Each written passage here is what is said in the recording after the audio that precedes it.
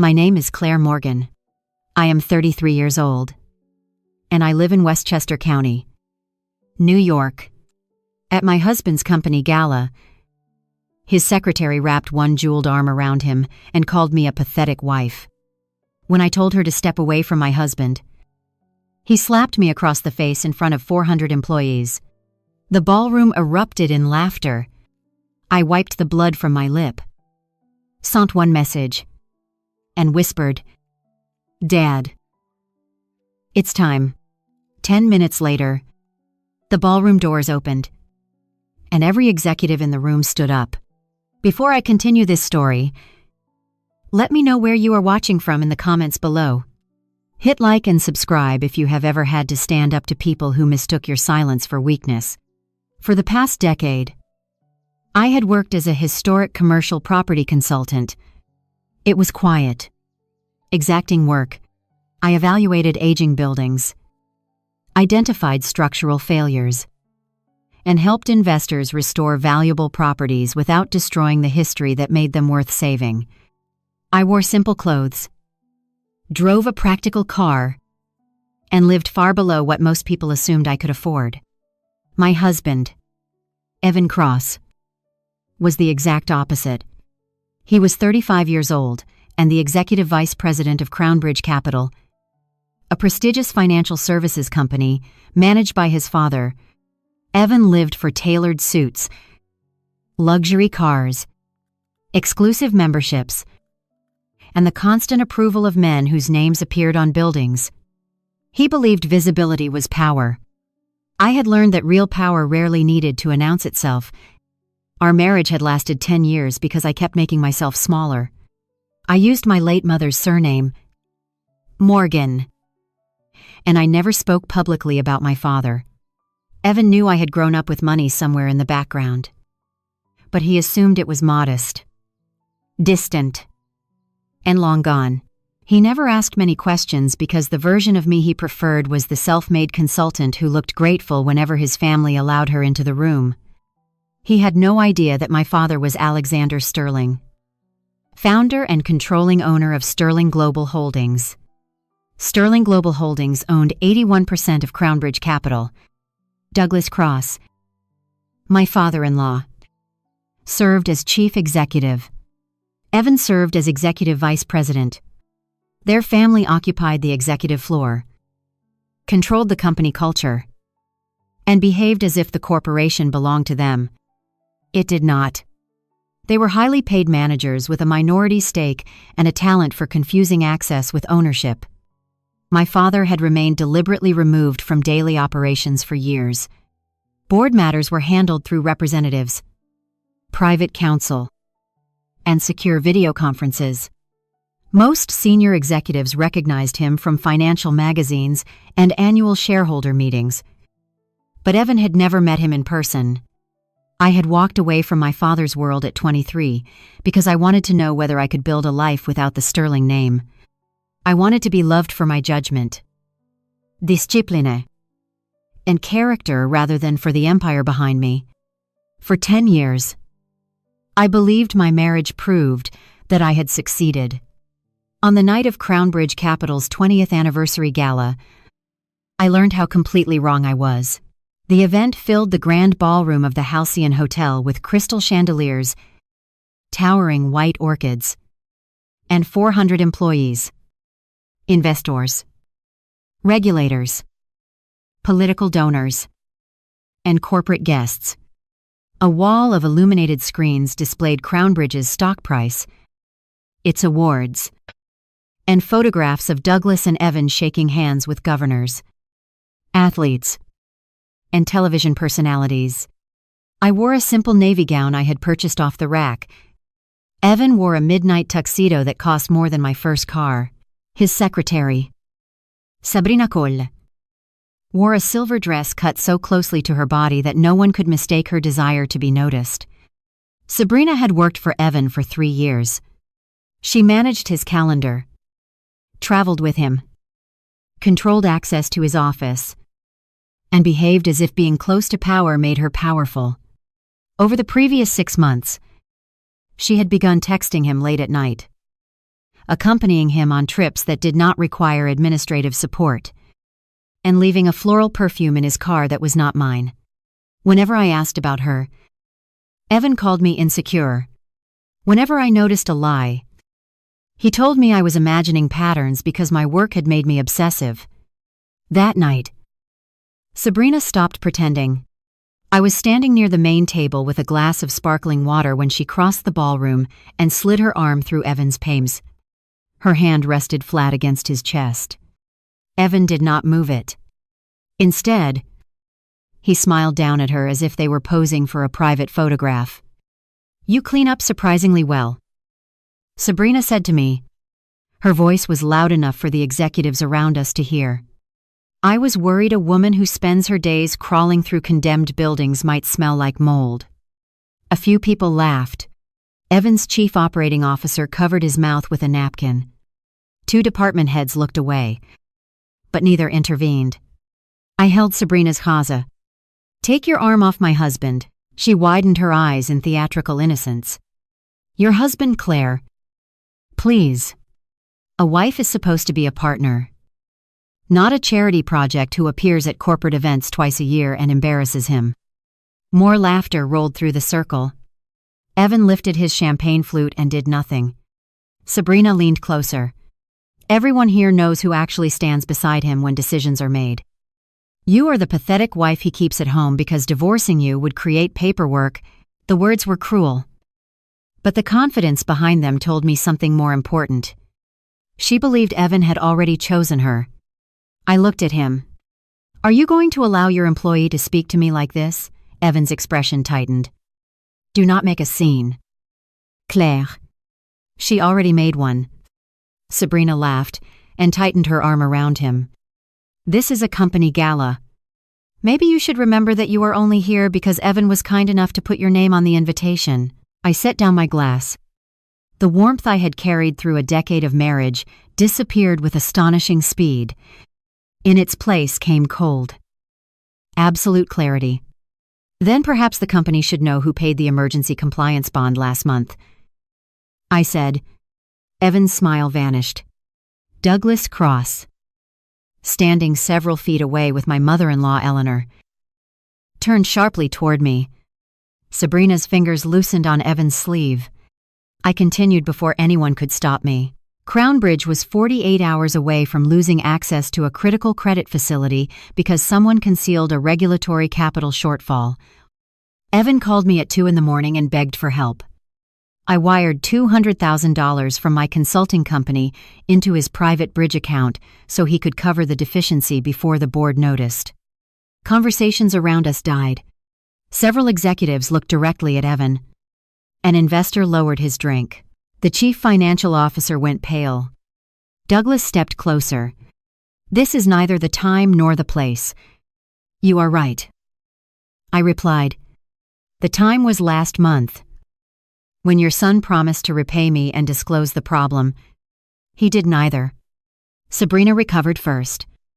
"You expect anyone to believe a little renovation consultant rescued this company, not the company," I said. "Just the man pretending he was qualified to run it." A gasp moved through the ballroom. Evan's face turned violent red. His image mattered more to him than honesty, loyalty, or restraint.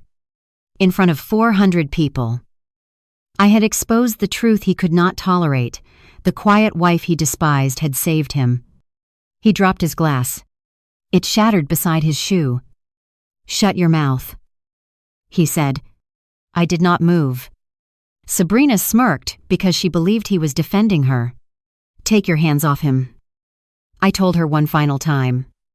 Evan crossed the space between us in 2 strides. His right arm swung before anyone reacted. His open palm struck the left side of my face with a crack that cut through the ballroom music. White light exploded across my vision. The force turned my body sideways and sent me into the edge of a champagne display. Crystal glasses crashed across the marble floor.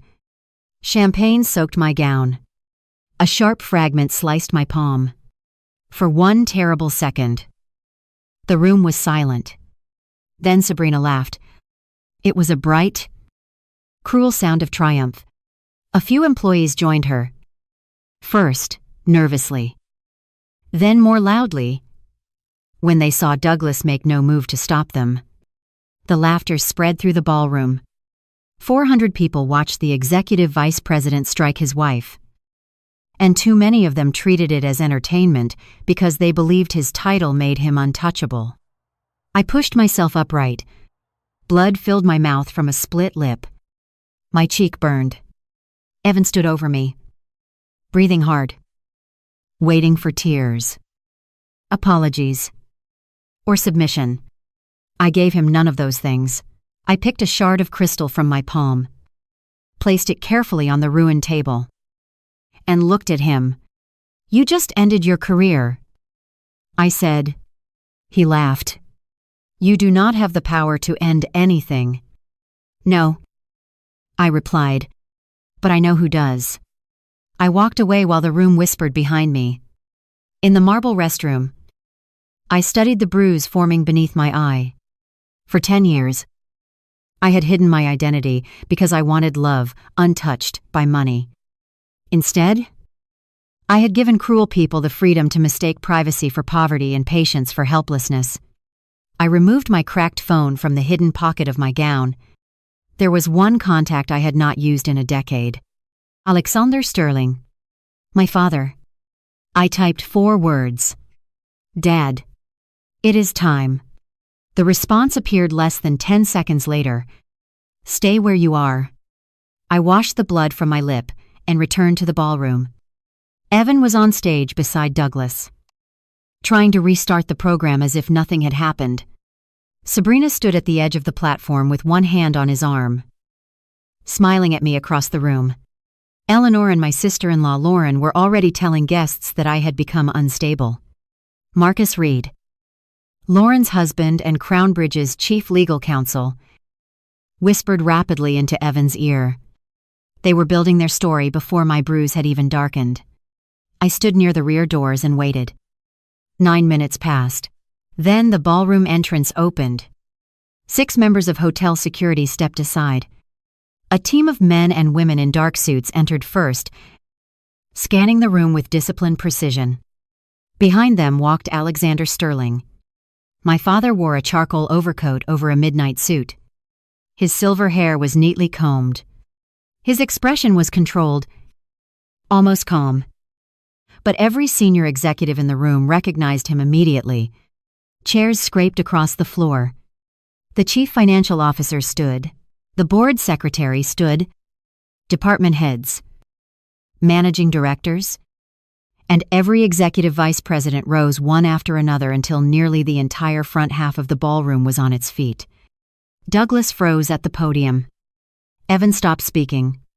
Sabrina's hand slipped from his arm.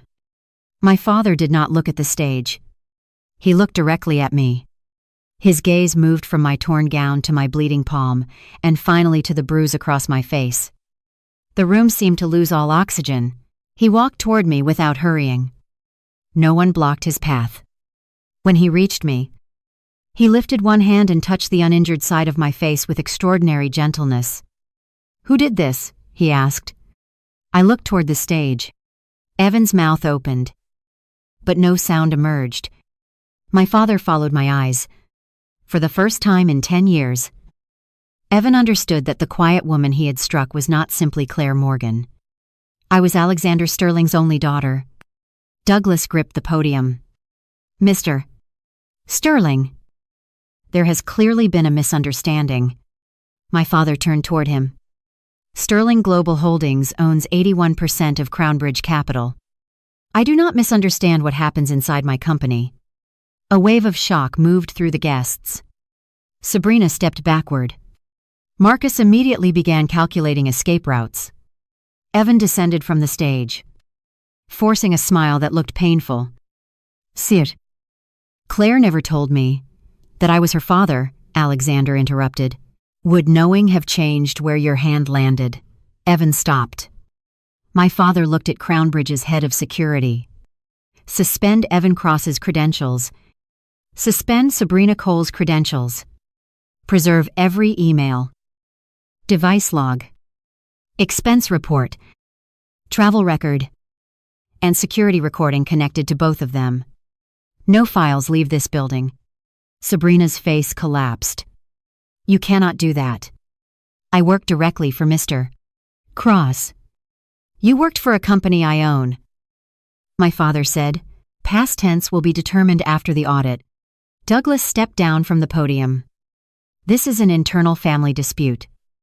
Your son assaulted a shareholder's daughter in front of 400 witnesses, NISTA 4 by Tunis. Alexander replied, your chief counsel watched. Your executive team laughed. It became a corporate matter the moment your culture decided violence was acceptable. He removed his overcoat and placed it around my shoulders. Then he looked at me. Come with me. I should have left immediately. But I knew Evan. Public humiliation would trigger panic, and panic would send him racing home to destroy whatever evidence he thought I possessed.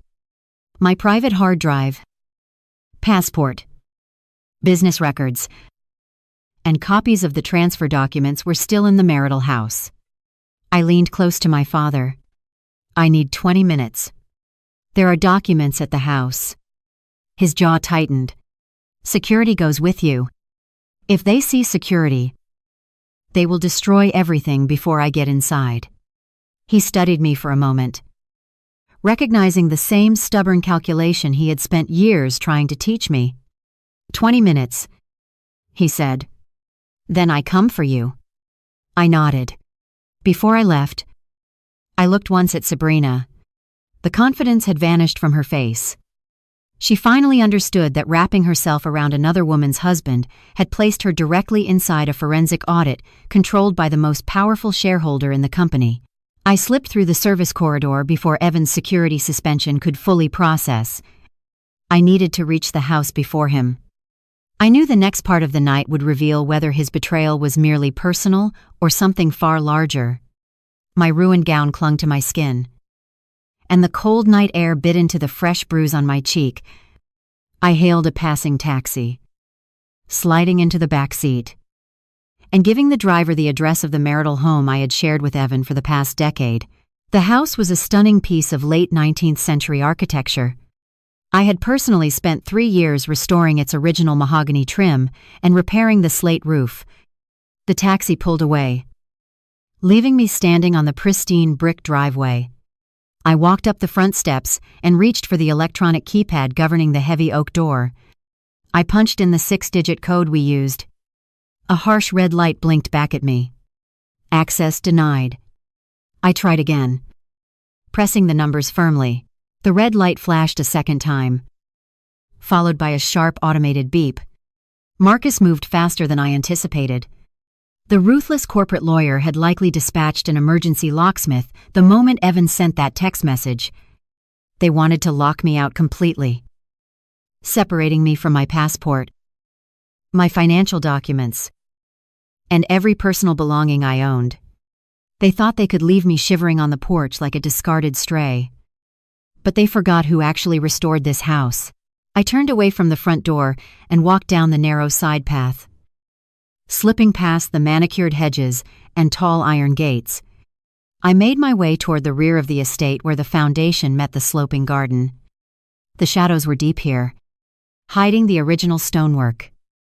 During the foundation repairs, I had insisted on preserving an old coal chute window near the basement utility room. Evan demanded it be sealed with concrete, but I convinced the contractors to install a reinforced latch that could be bypassed if you knew the exact pressure point to strike. I knelt in the damp soil, ruining my silk gown even further.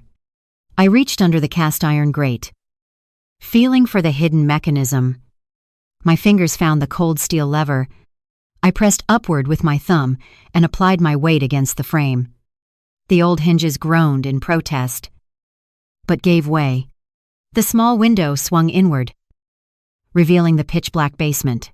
I slipped through the narrow opening, dropping quietly onto the concrete floor below. The darkness enveloped me, but I did not need a light.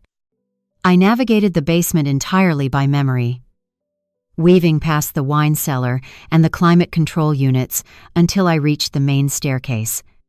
I climbed the wooden steps in total silence, My bare feet made no sound against the polished oak floors. The house was completely empty, but it felt entirely alien to me. I marched straight up the grand staircase toward the master bedroom. I only needed my passport, my private hard drive, and a few essential items before my father arrived. I pushed open the heavy double doors of the master suite and stepped inside. The soft moonlight filtered through the sheer curtains, illuminating a scene of absolute disrespect. Lined up against the far wall were 6 heavy-duty black trash bags. They were bulging and haphazardly tied. Some of my clothes spilled out of the top of the nearest bag. My expensive silk blouses, my tailored work trousers, and my favorite cashmere sweaters were stuffed into the garbage like worthless refuse. Evan had not packed my things. He had thrown them away. He wanted to erase my presence from this house as quickly and brutally as possible. I walked over to the bags, feeling a surge of cold, clinical anger rather than sorrow. I knelt down to retrieve a practical pair of jeans and a dark turtleneck sweater I needed to get out of this torn, bloody gown. As I pulled the sweater from the plastic bag, my eyes drifted toward our king-sized bed. The duvet was pulled back, revealing the expensive white sheets. I stepped closer, noticing a splash of vibrant color resting near the pillows. It was a piece of crimson lace lingerie. It was small, delicate, and completely foreign to me. A silver monogram stitched near the clasp formed 2 unmistakable initials, S. C. Sabrina Coll. I stared at the garment lying casually on the bed where I had slept for the past 10 years. The reality of the situation locked into place. Evan was not just a financial failure and an abusive husband. He had been carrying on an affair right here in our own home. He brought his secretary into the space I painstakingly restored. He let her sleep in our bed while I was out working to save his arrogant family from financial ruin. I picked up the crimson lace between my thumb and index finger. It felt cheap. The sheer audacity of his betrayal was staggering. He wanted me out tonight, not just to punish me for humiliating his father, but because he planned to bring Sabrina back to our home. I dropped the lingerie back onto the pillows. I calmly pulled off my ruined gown, letting the torn silk pool around my ankles. I pulled on my jeans and the dark cashmere sweater, relishing the warmth of the dry clothing. I walked to my private safe hidden behind a false panel in the walk-in closet. I entered the biometric code and retrieved my passport and the encrypted hard drive containing all my independent business assets. I zipped my few belongings into a single leather duffel bag. I slung the strap over my shoulder, ready to leave this toxic prison forever. But before I could take a step toward the hallway, a sharp mechanical sound echoed from the ground floor. The electronic deadbolt on the front door whirred and clicked, heavy brass tumbling out of the locking mechanism. The heavy oak door swung open, hitting the entryway wall with a loud thud. I froze, standing perfectly still in the shadows of the master closet. Footsteps echoed against the marble foyer. Heavy, deliberate steps of 2 men walking with total ownership of the space. I heard Evan laughing. A cruel and arrogant sound. He was not alone. He had brought his legal mastermind with him. Marcus spoke, his deep voice carrying clearly up the grand staircase. The lawyer was outlining the exact legal maneuvers he planned to execute by morning, detailing how they would freeze my bank accounts and ensure I left the marriage with nothing but the clothes on my back. Their footsteps moved past the kitchen and began ascending the stairs. They were heading directly toward the master bedroom. Unaware that the woman they intended to destroy was standing quietly in the dark, waiting for them, I stood perfectly still in the darkness of the master closet, gripping the heavy strap of my leather duffel bag. The footsteps crossed the threshold of the bedroom. The harsh glare of the overhead lights flickered on instantly, banishing the soft moonlight. Evan let out a sharp and let out a breath on the floor. He knew immediately that I had bypassed his security measures. I did not wait for him to search the room. I stepped out of the shadows and walked calmly into the center of the master suite. My dark cashmere sweater and jeans provided a stark contrast to the glittering spectacle of the gala I had just escaped. Evan glared at me. His jaw clenched tight. The red mark from where he had struck my face was mirrored by the dark purple bruise blooming across my own cheekbone. "You always were a stubborn problem," Evan snared, stepping aside to let his legal mastermind enter the room. Marcus walked in with the absolute confidence of a man who owned the world. He wore a perfectly tailored charcoal suit, his expression completely devoid of any human empathy. He carried a thick leather-bound folder in his right hand. He did not say a word of greeting. He simply walked over to the king-sized bed and dropped the heavy stack of legal documents onto the pristine white sheets. The heavy folder landed right next to the cheap crimson lace lingerie Evan had left out for his mistress. Marcus adjusted his cuffs and looked at me with cold calculation. "We are going to make this very simple, Claire," Marcus began, his deep voice echoing in the large room. "You humiliated Douglas tonight. You threatened the stability of the Crownbridge corporate group. Therefore, your tenure in this family is officially terminated. The documents on that bed represent a clean break divorce settlement. At least that is how it is titled. It is actually a highly restrictive postnuptial agreement drafted retroactively to protect Evan from your erratic behavior." I looked at the thick stack of papers, then back at the ruthless corporate lawyer. I did not shout or cry. I simply asked him to explain exactly how he planned to enforce a retroactive agreement. Marcus smiled. It was a chilling, predatory expression. He relished the opportunity to dismantle an opponent. He stepped closer to the bed, tapping the leather folder with a manicured finger. "You see, Claire, you made a critical error when you deposited your earnings into the joint marital accounts," Marcus explained, using his sharpest legal jargon. "Over the past 18 months, I have been acting as Evan's fiduciary counsel. I established a series of shell corporations under the guise of commercial real estate investments. Every dollar you earned from your historic preservation business, every single wire transfer you made was systematically routed into those holding companies. We then executed a series of strategic internal loans that intentionally defaulted on paper. The liquidity did not vanish. It was legally restructured and transferred into an irrevocable offshore trust located in the Cayman Islands."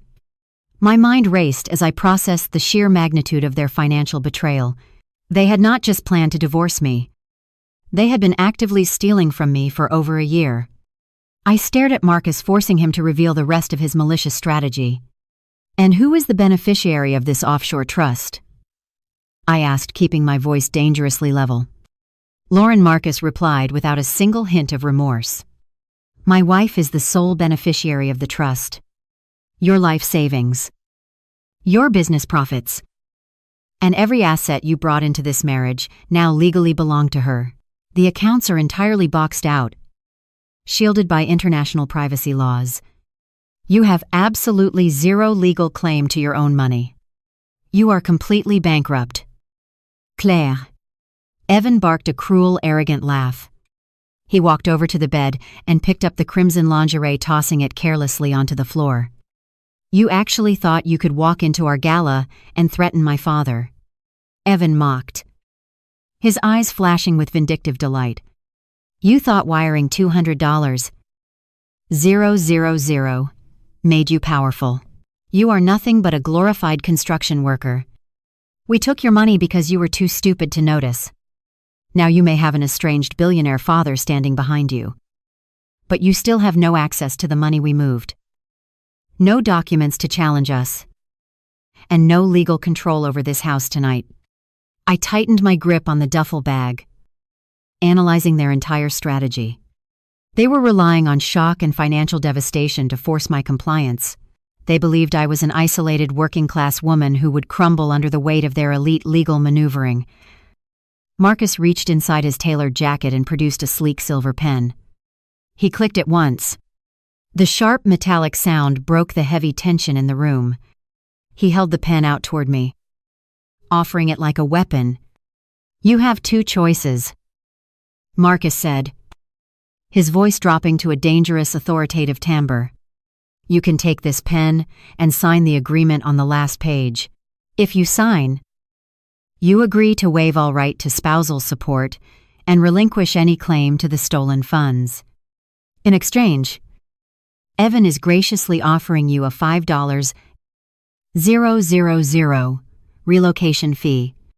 That is enough to rent a cheap apartment and start your pathetic life over somewhere else. You take the money and you walk out that door tonight."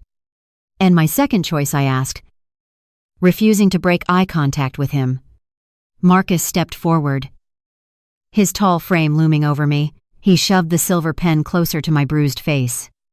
"If you refuse to sign today, I will bury you in endless litigation, ensuring every dollar you make is garnished to pay our legal fees. Sign this. Take the $5,000 relocation fee and walk away, or I will personally bury you in so much litigation. You will be paying legal fees until you are 70. I did not reach for the silver pen. I looked at Marcus and then shifted my gaze to the thick leather-bound folder resting on my ruined bed. I reached out and picked up the heavy stack of documents. The paper felt thick and expensive. I flipped open the cover and began reading the clauses Marcus had so meticulously drafted. The level of malice embedded in the legal jargon was genuinely impressive. They had included financial waivers. Marcus had written in a permanent gag order preventing me from ever speaking about the family or their business practices. There was a strict, non-compete clause designed to completely destroy my historic preservation career by barring me from working within a 500-mile radius. The final page even included a drafted admission of fault, stating that I had caused the breakdown of the marriage due to my own unstable behavior. They wanted to strip me of my money, my career, my voice, and my sanity. I read the final lines, noting the specific blank space left for my signature. Evan watched me with a triumphant smirk, clearly believing that the sheer weight of the legal threats had finally crushed my spirit. Marcus stood perfectly still, waiting for me to accept my total defeat. They both expected me to break down and crying to beg for a larger settlement or to simply sign my life away out of sheer terror. Instead, I closed the folder. I looked Marcus directly in the eyes. I gripped the thick stack of premium legal paper with both hands. I braced my wrists and twisted my grip, applying all my strength. The sound of thick paper tearing ripped through the silence of the master bedroom. I tore the entire postnuptial agreement perfectly in half. I let the severed pieces of their meticulous legal trap fall from my hands. The heavy halves landed with a dull thud directly onto the toes of Marcus's expensive Italian leather shoes. I turned my back on the ruthless lawyer and walked over to my dark corner of the room. I reached down and picked up the heavy strap of my leather duffel bag, slinging it securely over my shoulder. I stood tall, feeling the solid weight of my encrypted hard drive and my passport pressing against my side. I had everything I needed to destroy them. Evan stared at the torn documents on the floor, then erupted into a cruel, mocking laugh. "You are completely delusional, Claire," he sneered, taking a step toward me. "You think tearing up a piece of paper changes your reality? You have absolutely nothing. You think one appearance by Alexander Sterling changes the law. He may own Crown Bridge, but he does not own this house, this marriage, or the offshore trust. You walked away from him for 10 years. By tomorrow, even he will understand that you signed away everything." Evan continued to close the distance, his voice rising in volume and viciousness. "I gave you everything you have. I elevated you. And now you are going back to the gutter. Where exactly do you think you are going to go tonight? Your bank accounts are frozen. Your credit cards will decline the second you try to swipe them. You cannot afford a hotel. You cannot even afford a cab ride across the city. You will be sleeping on the wet concrete like a homeless beggar by midnight." Marcus crossed his arms, looking at me with pure disdain. "You made a very poor calculation, Claire. I will file the original digital copies tomorrow morning. You will be served with a lawsuit so massive, it will ensure you never work in this state again. You should have taken the $5. Ling, ling, ling. I did not offer a single word of rebuttal. I did not need to defend myself to men who were already financially dead. I simply adjusted the strap of my duffel bag and started walking toward the bedroom door. Evan blocked my path. His face twisted with arrogant rage. He grabbed my upper arm, his fingers digging painfully into my skin. He shoved me forcefully toward the hallway. "Get out of my house," Evan shouted, pushing me toward the grand staircase. "Get out before I have you arrested for trespassing." I caught my balance and descended the stairs, my bare feet hitting the polished wood. Evan followed closely behind me, shoving me again when I reached the grand foyer. Marcus descended the stairs at a slower pace. Watching my eviction with clinical satisfaction, Evan marched to the heavy oak front door and yanked it open. A violent storm had rolled in from the coast while I was inside. The wind howled through the open doorway, driving sheets of freezing rain onto the marble floor of the foyer. Lightning flashed in the distance, illuminating the manicured lawns and the dark brick driveway. The temperature had plummeted. Evan shoved me one final time, pushing me hard through the open doorway. I stumbled onto the wet stone porch, barely keeping my footing. The freezing rain instantly soaked my dark cashmere sweater and my jeans. I turned around to face my husband. Evan stood in the warm, dry foyer, a cruel smile plastered across his face. "Welcome back to the real world," Evan mocked, raising his voice to be heard over the roaring wind. "Have a nice life in the gutter, Claire." He grabbed the heavy brass handle and slammed the oak door shut. The loud crack of the deadbolt sliding into place echoed over the thunder. I was officially locked out in the cold. I walked slowly down the stone steps and stepped onto the flooded brick driveway. The freezing rain beat down on my shoulders, matting my hair against my bruised cheek. The wind whipped past me, chilling me to the bone. I stood completely alone on the dark curb of the massive estate, gripping my leather duffel bag. The street was entirely empty. The upscale neighborhood was silent except for the violent sounds of the pouring rain and the distant rumble of thunder. Evan and Marcus were inside drinking bourbon and celebrating my destruction. They believed I was utterly defeated. I stared down the long, dark street, refusing to shiver. Suddenly, the pitch-black darkness of the wealthy neighborhood was pierced by a blinding set of LED headlights. The intense white beams cut through the driving rain, sweeping across the wet pavement. It was not just one vehicle. A massive fleet of 3 identical black Cadillac Escalades emerged from the storm. The heavy luxury SUVs drove in perfect menacing synchronization. The convoy glided smoothly up the street, their tires hissing against the flooded asphalt. The 3 massive vehicles pulled up to the curb and came to a seamless halt directly in front of me. The heavy engines idled with a low, powerful hum vibrating through the flooded pavement beneath my bare feet. Rain lashed against the dark-tinted windows, but the convoy remained perfectly still. The synchronized arrival of these luxury SUVs was not a coincidence. It was a calculated display of absolute precision and terrifying resources. I stood there shivering in my soaked cashmere sweater, clutching my leather duffel bag as the blinding white headlights cut through the torrential downpour. Behind me, the heavy oak front door of the estate swung open once again.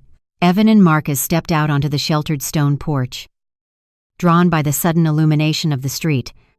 They had likely expected to see me crawling away into the darkness or begging on my knees.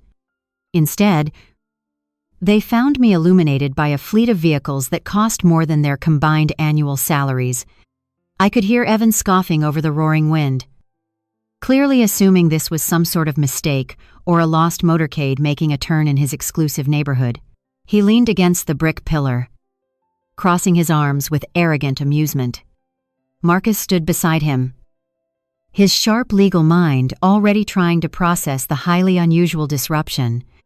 The rear door of the lead Escalade swung open, A man in a pristine dark suit stepped out into the freezing rain. He did not flinch against the storm. He opened a massive black umbrella. Holding it steady with military discipline, he turned and extended his free hand toward the dark interior of the vehicle. Then my father stepped out for the second time that night. Sterling moved with the kind of effortless authority that cannot be bought or faked. He wore a charcoal overcoat layered over a bespoke midnight blue suit. He did not rush. He did not look around the neighborhood with the desperate curiosity of a man trying to gauge his social standing. He already owned the world, and his posture demanded immediate submission from everything around him. He walked toward me, his leather shoes stepping directly into the freezing puddles without a single moment of hesitation.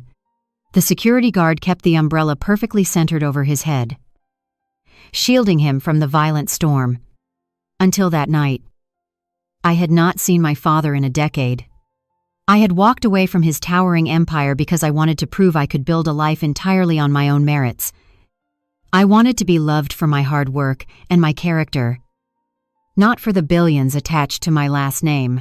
Looking at him now, I realized how incredibly foolish my experiment had been. Sterling stopped 2 feet in front of me. The icy rain was instantly blocked by the wide canopy of the black umbrella. My father did not look at the massive house behind me. He did not look at the expensive cars in Evan's driveway. He only looked at me.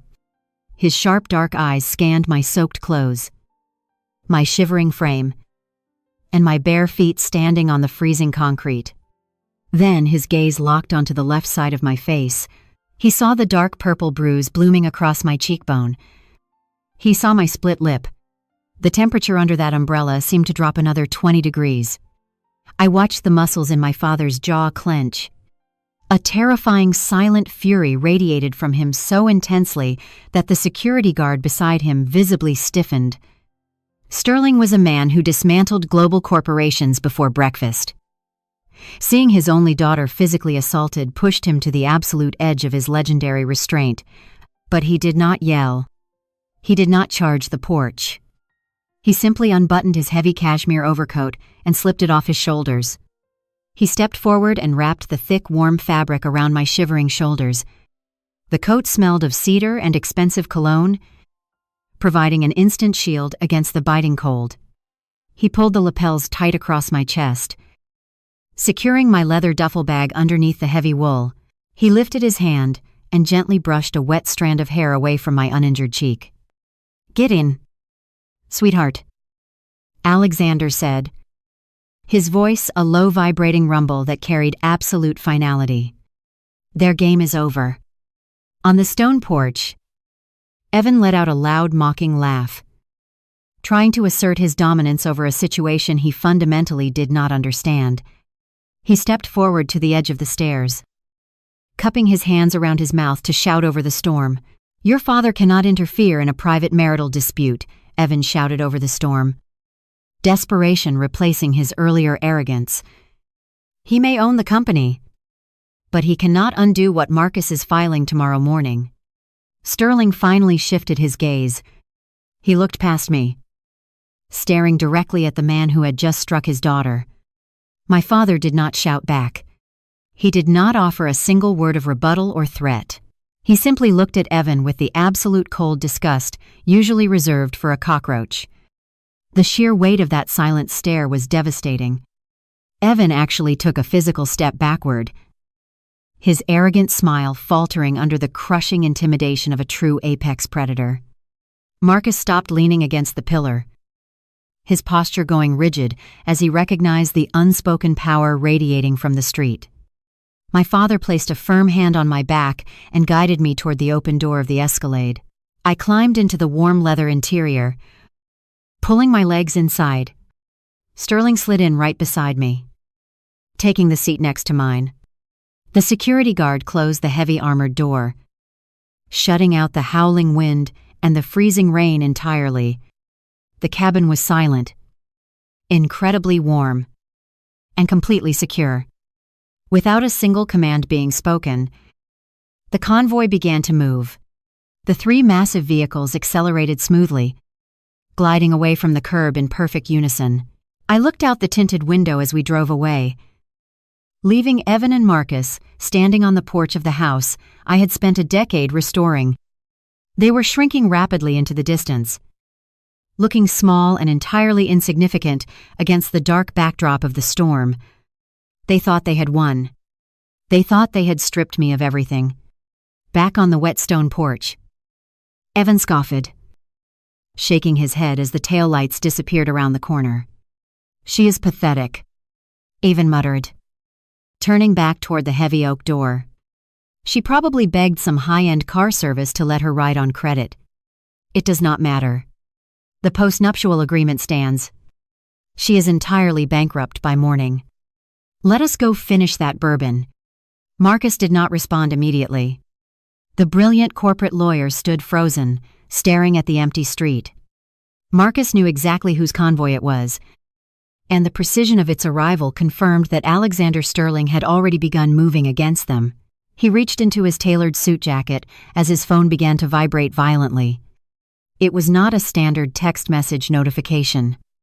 It was the high-pitched emergency alert tone tied exclusively to his secure banking application. Marcus swiped the screen, his dark eyes scanning the urgent notification. The blood instantly drained from his face, leaving his expression slack with sudden absolute terror. Evan stopped at the door, looking back at his brother-in-law. "What is it?" Evan asked, annoyed by the delay. Marcus swallowed hard, his thumb hovering over the glaring red text on his screen. "Sterling Global Holdings just placed an emergency hold on Crownbridge's primary credit line," Marcus whispered, his voice cracking with panic. "The treasury transfer was blocked, and our entire operating liquidity has been frozen, pending a shareholder audit." The heavy armored doors of the Escalade insulated us entirely from the violent storm outside and the financial panic I knew was erupting on my former front porch. My father did not speak during the drive. He simply stared straight ahead, his presence a silent fortress against the chaos of the night. I pulled his cashmere overcoat tighter around my shivering frame, gripping my leather duffel bag. We drove through the slick, flooded streets of the city, leaving the affluent suburbs behind and entering the towering concrete canyons of the financial district. The convoy descended seamlessly into a highly secured underground parking facility. Steel gates rolled shut behind us, locking out the world. A private elevator whisked us upward, ascending 60 floors without a single sound. The polished steel doors parted to reveal my father's $50 million penthouse. It was a masterpiece of modern architecture, spanning the entire top floor of the skyscraper. Floor-to-ceiling glass walls offered a panoramic view of the storm-battered city. The interior was a study in perfectly calculated luxury, featuring dark slate floors, rare obsidian accents, and austere minimalist furniture that projected absolute power. A small team of staff was already waiting, having been alerted the moment my father's motorcade picked me up. A quiet, efficient woman guided me into a massive guest suite. She took my soaked clothes and handed me a plush robe, followed by a perfectly tailored pair of dark trousers and a heavy silk blouse. The dry garments felt like armor against my chilled skin. When I emerged back into the main living area, a steaming cup of Earl Grey tea was waiting for me on a glass table. Alongside the table stood a man carrying a medical bag. My father never left anything to chance, and he had summoned his personal concierge physician. The doctor worked in total silence. He carefully examined my jaw, checking for fractures before applying a specialized cooling gel to the dark purple bruise blooming across my cheekbone. The stinging pain began to recede, almost immediately replaced by a dull, manageable ache.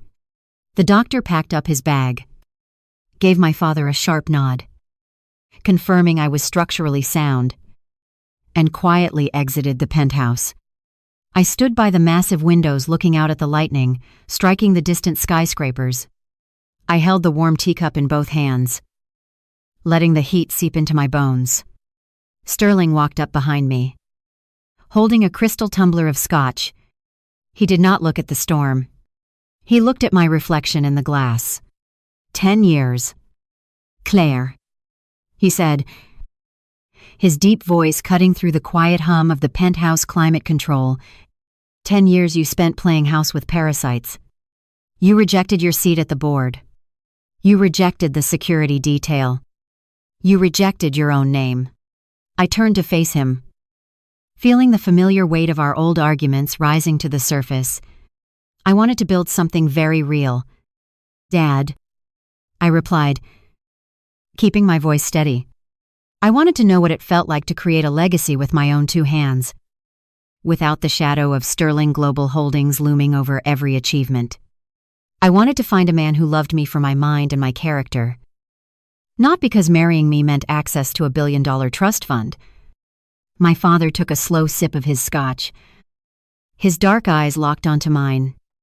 And did you find that genuine love?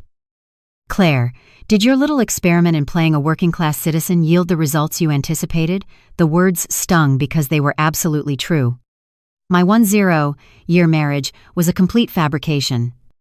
Evan had not loved my character. He had tolerated me because I was useful. He enjoyed playing the wealthy benefactor to a woman he believed was beneath him socially.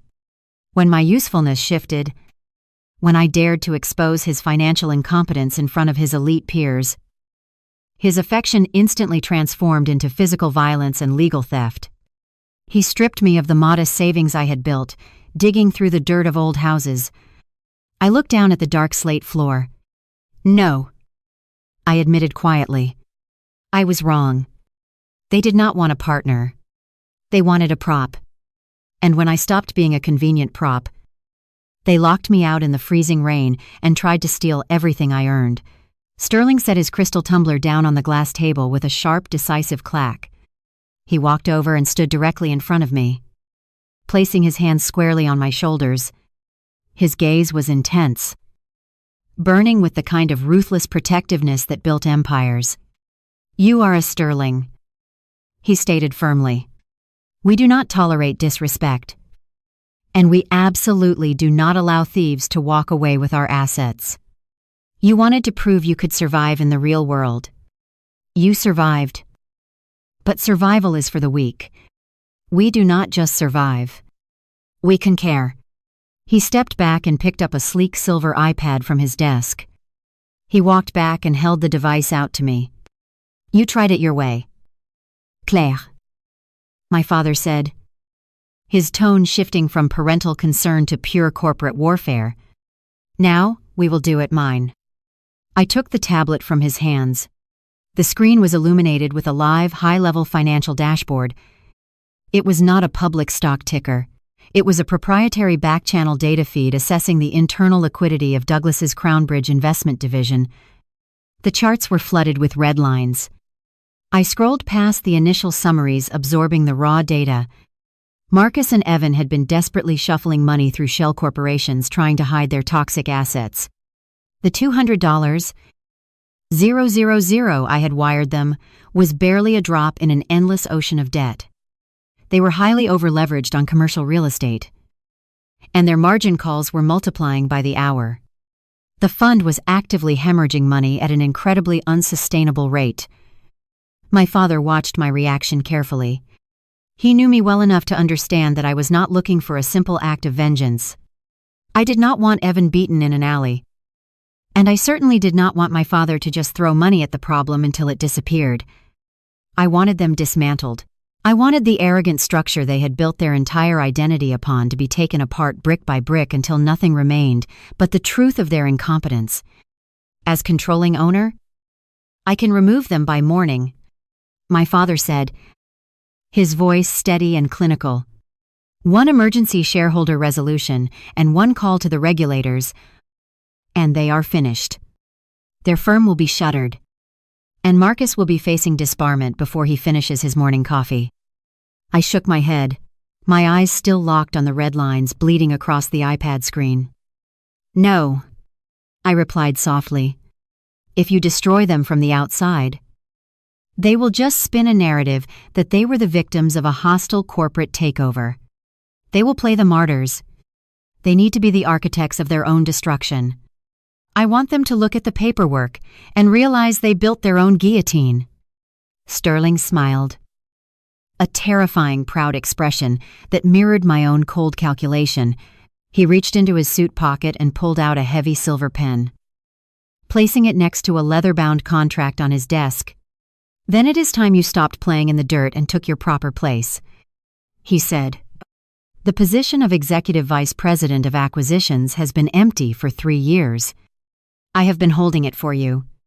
Sign the contract. Claire. Become the apex predator you were born to be." I did not hesitate. I picked up the silver pen. It felt significantly heavier than the cheap plastic one Marcus had tried to force on me just hours ago. I signed my full legal name, Claire Morgan, securing my position as the second most powerful executive at Sterling Global Holdings. "Good," my father said, taking the contract and locking it in a secure drawer. "Now show me how you plan to dismantle what they built." I pulled up the detailed portfolio of Douglas's Crownbridge investment division on the iPad. I bypassed the standard metrics and dug directly into their hard assets. Evan and Marcus had been incredibly sloppy attempting to mask their leverage. I highlighted a specific commercial real estate development located in the booming tech corridor of the city. It was a massive multi-use complex projected to house luxury retail spaces and high-end corporate offices. "Look at this project," I said, pointing to the staggering numbers attached to the development. 6 months ago, Evan brought this proposal to the dinner table, bragging about how it would cement their legacy. I reviewed the architectural plans and the structural assessments. I specifically warned him that the foundation of the primary building was compromised by a subterranean water table issue. I told him the remediation cost alone would bankrupt the project before they even poured the first floor of concrete. Sterling leaned over, examining the data. "And he ignored your assessment completely," I confirmed, my voice hardening at the memory. He told me I was just a glorified contractor who did not understand high-level commercial financing. He said his engineers assured him the water issue was a minor inconvenience. I tapped the screen, bringing up the current construction reports. It was not a minor inconvenience. They are currently $60 million over budget, just trying to keep the foundation from sinking into the mud. They leveraged the entire Crownbridge corporate group against this single development. When the margin calls hit last month, they started pulling liquidity from their clients' accounts to cover the construction delays. That is why they stole my money. They are bleeding cash, trying to plug a hole in a sinking ship.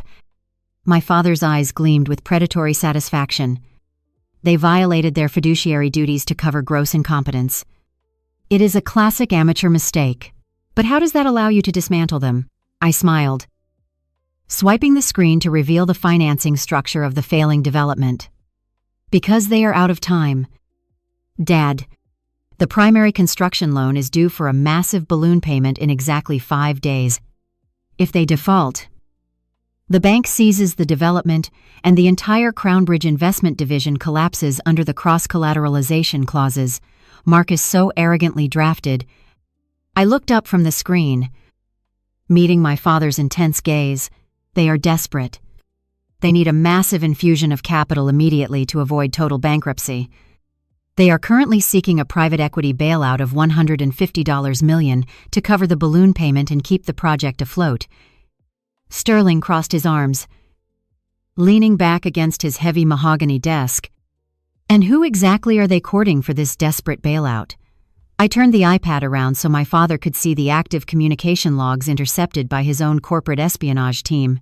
Douglas and Evan had been sending increasingly frantic emails and meeting requests to a single private equity titan. They believed this titan was their only hope for survival. They were practically begging for an audience willing to offer absurdly favorable terms just to secure the cash. They are begging their own controlling owner for rescue capital. I said, the reality of the situation perfectly aligning. Douglas and Evan are currently begging Sterling Global Holdings for a $150 million emergency capital authorization. They know now that I am Alexander Sterling's daughter. But they still do not know that he has appointed me Executive Vice President of Acquisitions and placed their rescue request under my direct authority. The morning after the gala, and my father's intervention, the reality of my new position settled over me. I was no longer the unassuming daughter-in-law trying to fit into a world that despised me. I was Claire Morgan, Executive Vice President of Acquisitions. And I had the full weight of a global empire at my disposal. While I spent the morning reviewing the intricate financial web Deandra and Evan had woven to cover their incompetence, my former family was busy constructing a very different narrative. Oblivious to the true identity of the woman they had locked out in the rain, Eleanor and Lauren launched a coordinated and vicious smear campaign across their elite social circles. My phone, which I had kept active specifically to monitor their behavior, began buzzing with forwarded messages and screenshots from former acquaintances. Eleanor, ever the calculating socialite prowler, wasted no time weaponizing the country club gossip network. At a charity luncheon she hosted that very morning, she played the part of the devastated, betrayed mother-in-law to perfection. According to the accounts relayed to me, Eleanor stood before her peers dabbing at her eyes with a lace handkerchief and wove a tale of profound deception. She claimed that I had been systematically embezzling funds from Evan's personal accounts for years, hiding the money in offshore accounts. The story she spun painted me as a manipulative gold digger who had feigned a simple working-class background only to bleed her son dry. Lauren, eager to participate in my destruction, added her own venomous details to the narrative. She gleefully told anyone who would listen that the reason I had disappeared so quickly after the gala was because I had a secret benefactor waiting in the wings. She described the fleet of black Escalades that had arrived to pick me up, twisting the arrival of my father's security detail into a scandalous affair. Lauren claimed that I had run off with a wealthy older sugar daddy, abandoning my marriage the moment my embezzlement was discovered. The sheer audacity of their lies was breathtaking. But in the echo chamber of their privileged world, the story took root immediately. They were banking on my silence, assuming I was too impoverished and humiliated to defend myself against their combined social influence. The malicious rumors were merely the social component of their attack. Evan, furious and desperate to regain the power he felt slipping away, decided to dismantle the only thing he thought I still possessed. My career. My historic preservation business was built on a decade of meticulous work, specialized knowledge, and relationships with key preservation boards across the state. Evan, leveraging his position at the Crownbridge Investment Division and the influence of his father's name, began calling in favors. He contacted the chairman of 3 major historic preservation boards, men who either owed his family money or relied on their firm for investment advice. By early afternoon, the consequences of Evan's aggressive networking materialized. I received a formal email from the State Historical Commission notifying me that my consulting contract for a highly publicized downtown revitalization project had been abruptly terminated, citing unforeseen administrative restructuring. Less than an hour later, 2 more emails arrived from separate municipal preservation boards, indefinitely suspending my involvement in upcoming heritage site evaluations. Evan had successfully blacklisted me from the primary sources of my professional income. He had orchestrated a coordinated strike to ensure that even if I tried to rebuild my life, I would find every door firmly shut. The final insult arrived via text message. My phone chimed displaying a notification from Evan. I opened the message to find a screenshot of an email from one of the board chairmen confirming the termination of my contract. Beneath the image, Evan had typed a single gloating sentence. "I told you that you were going back to the gutter. You are finished in this city."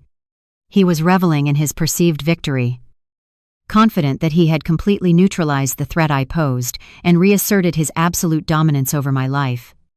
I stared at the text message, analyzing the pathetic arrogance behind it. Evan believed he was playing a high-stakes game of chess, strategically removing my pieces from the board. He did not realize that while he was busy manipulating local preservation boards, I was operating on a scale he could not even begin to comprehend.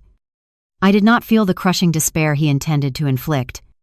Instead, his petty vindictiveness only solidified my resolve to execute the financial dismantling I had planned. I did not reply to his text. I did not offer him the satisfaction of knowing he had provoked a reaction. Silence in this instance was the most terrifying response I could give. I set my phone face down on the heavy mahogany desk in my new office at Sterling Global Holdings. I turned my attention back to the sleek silver iPad displaying the comprehensive financial data of the Cross family's various assets and affiliations. My father's intelligence team had compiled a meticulous dossier on Eleanor's social standing, recognizing that her power in their circles was entirely dependent on her position as the president of the exclusive Briarwood Country Club. It was the same club where she had hosted the anniversary gala, the same club where she was currently spreading her malicious lies about me. The country club, like many elite institutions, relied heavily on discreet financing to maintain its pristine golf courses, lavish facilities, and extravagant events. I pulled up the debt structure for Briarwood. The club had recently undertaken a massive multi-million-dollar renovation of its clubhouse and dining facilities, funded by a substantial line of credit from a regional bank.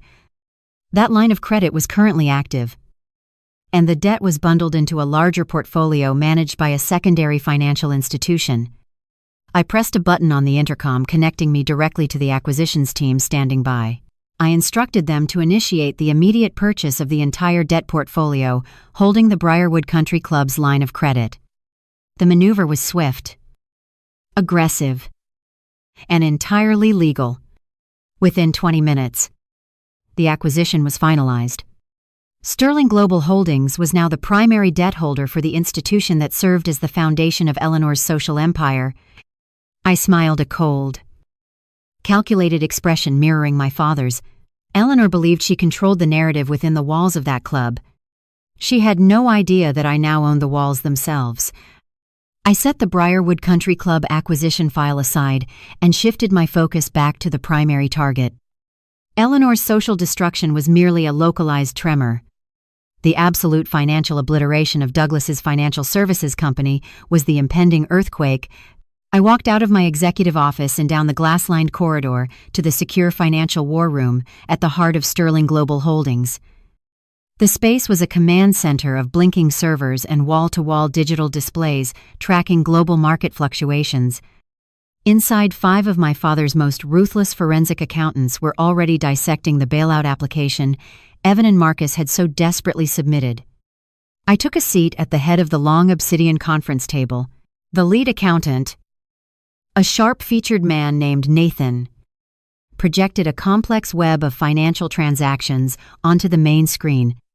He had been tracing the exact origins of the liquidity Evan claimed his firm possessed to qualify for a $150 million bailout from their controlling shareholder, Sterling Global Holdings. An applicant must prove they have substantial unencumbered skin in the game. Evan's application boasted a sudden massive influx of cash over the past 48 hours. I instructed Nathan to dig directly into the routing numbers of those recent deposits. The forensic team unleashed their proprietary algorithms. I also ordered a parallel review of Sabrina Cole's expense reimbursements, travel records, apartment lease, and encrypted messages with Evan. We watched the data populate in real time. Stripping away the layers of corporate camouflage Marcus had meticulously constructed, the brilliant corporate lawyer thought he was playing a localized game of financial chess against provincial regulators. He did not realize he was actively being audited by a global superpower that possessed unrestricted access to international banking backdoors. The screen lit up with a series of offshore holding accounts. A second panel exposed more than $480. 0 inches corporate charges routed through a consulting company secretly controlled by Sabrina. I recognized the Cayman Islands trust Marcus had thrown in my face the night he evicted me. But the money did not stop there. Nathan isolated the digital paper trail. The funds had been aggressively cycled back into domestic accounts, masking their origin before being deposited into Evan's primary corporate liquidity pool.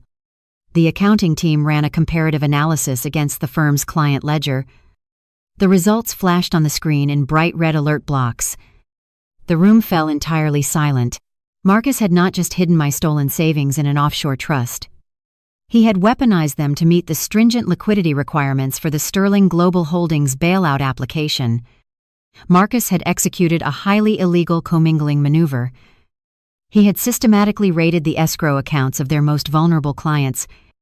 He swept the remaining balances of several elderly investors, a local teacher's pension fund, and every single cent of the money he had stolen from my historic preservation business. He bundled those stolen funds and presented them on the official application as Evan's personal unencumbered capital. I stared at the glowing red lines connecting the stolen client funds directly to Evan's fraudulent balance sheet.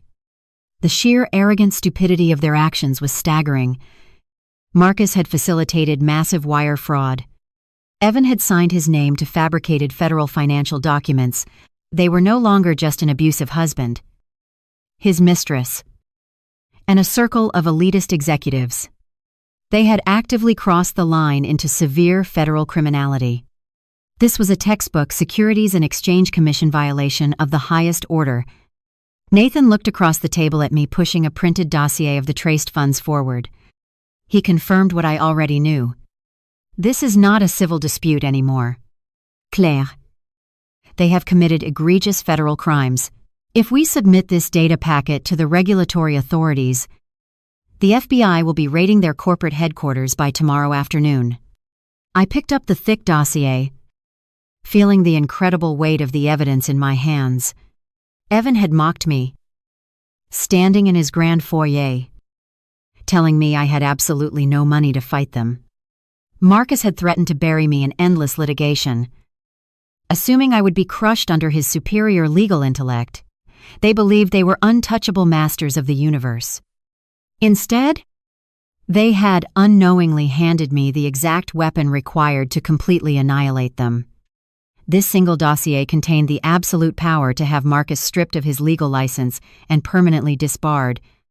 It held the undeniable proof necessary to put Evan in a federal penitentiary for the next 20 years. Douglas's legacy, his entire identity built on the illusion of superior financial acumen, would be reduced to a spectacular criminal scandal. I held their complete destruction in my hands. But simply handing the file over to the federal authorities was too quick. It was too impersonal. I did not want them arrested in the comfort of their own office. Blissfully unaware of who had orchestrated their downfall, I wanted them to walk willingly into the trap. I wanted them to look into the eyes of the woman they had abused and discarded in the freezing rain, and realize that she was the absolute architect of their ruin. I set the heavy dossier back down on the cold, polished obsidian table.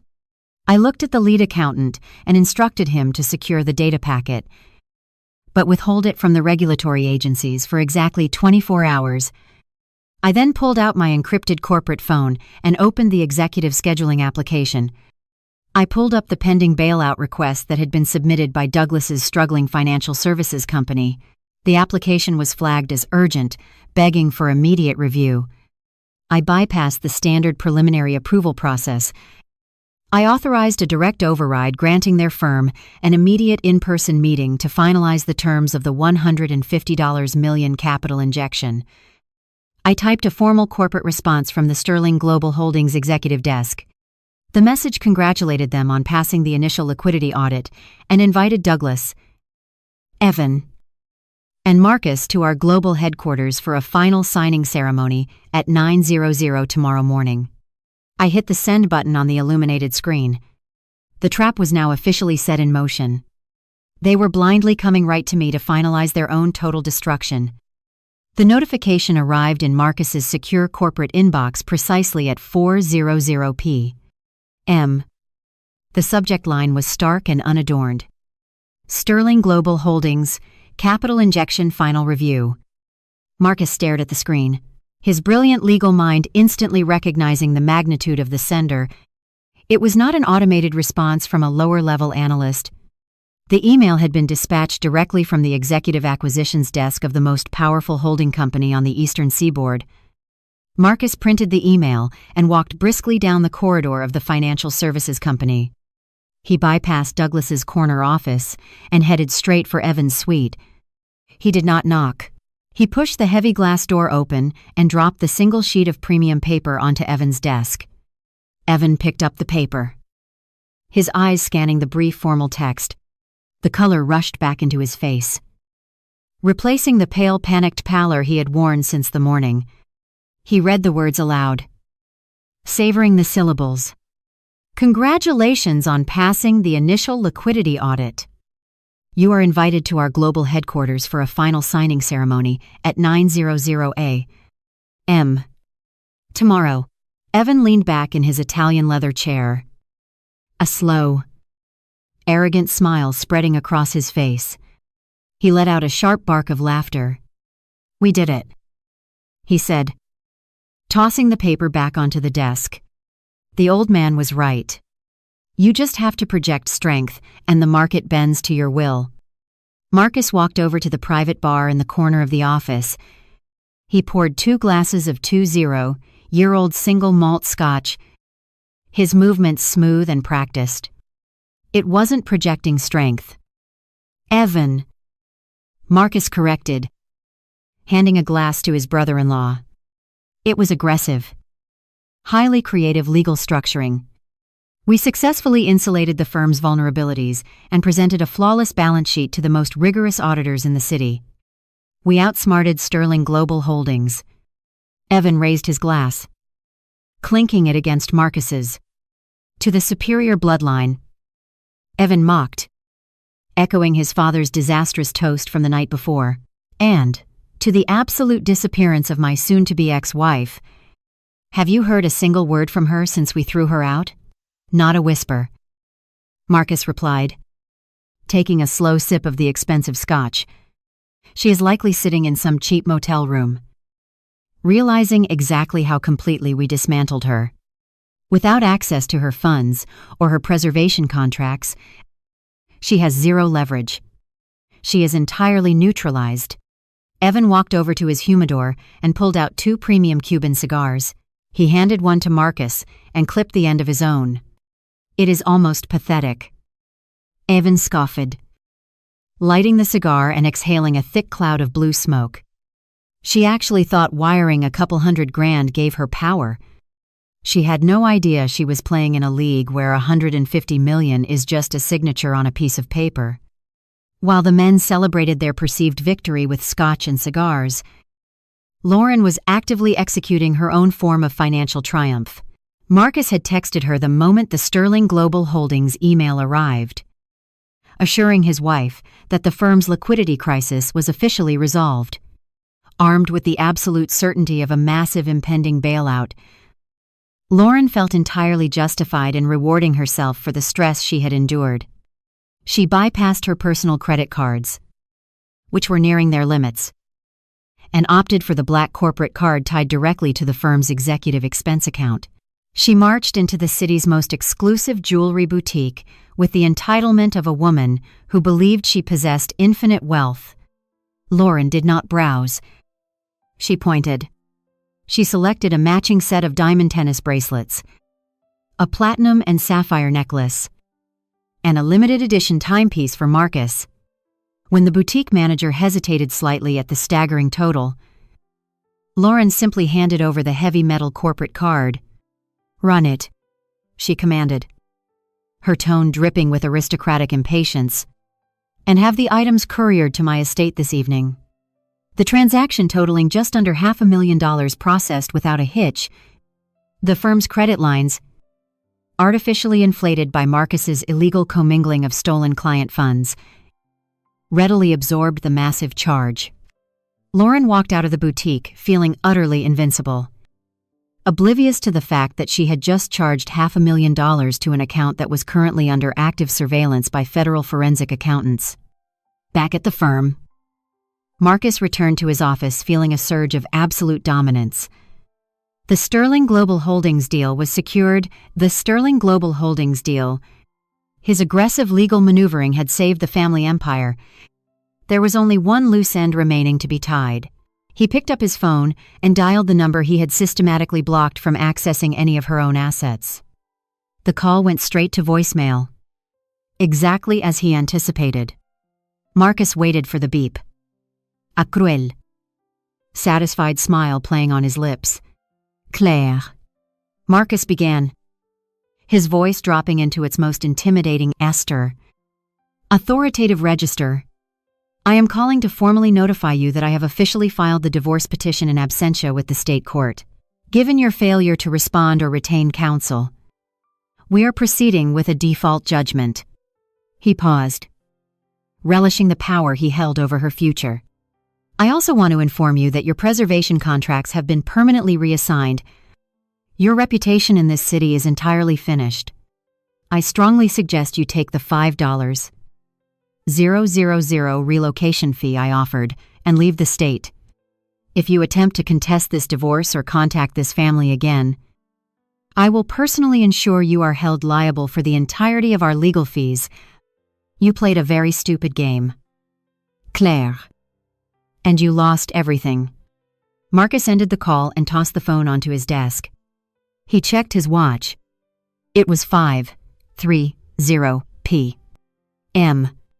He packed his briefcase, ready to head home and celebrate with Lauren. Tomorrow morning, they would sign the paperwork with Sterling Global Holdings, and their financial supremacy would be permanently restored.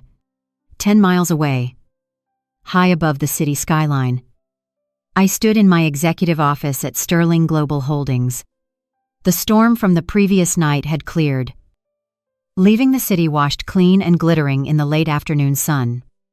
I was dressed in a bespoke tailored charcoal suit, the fabric moving like armor against my skin.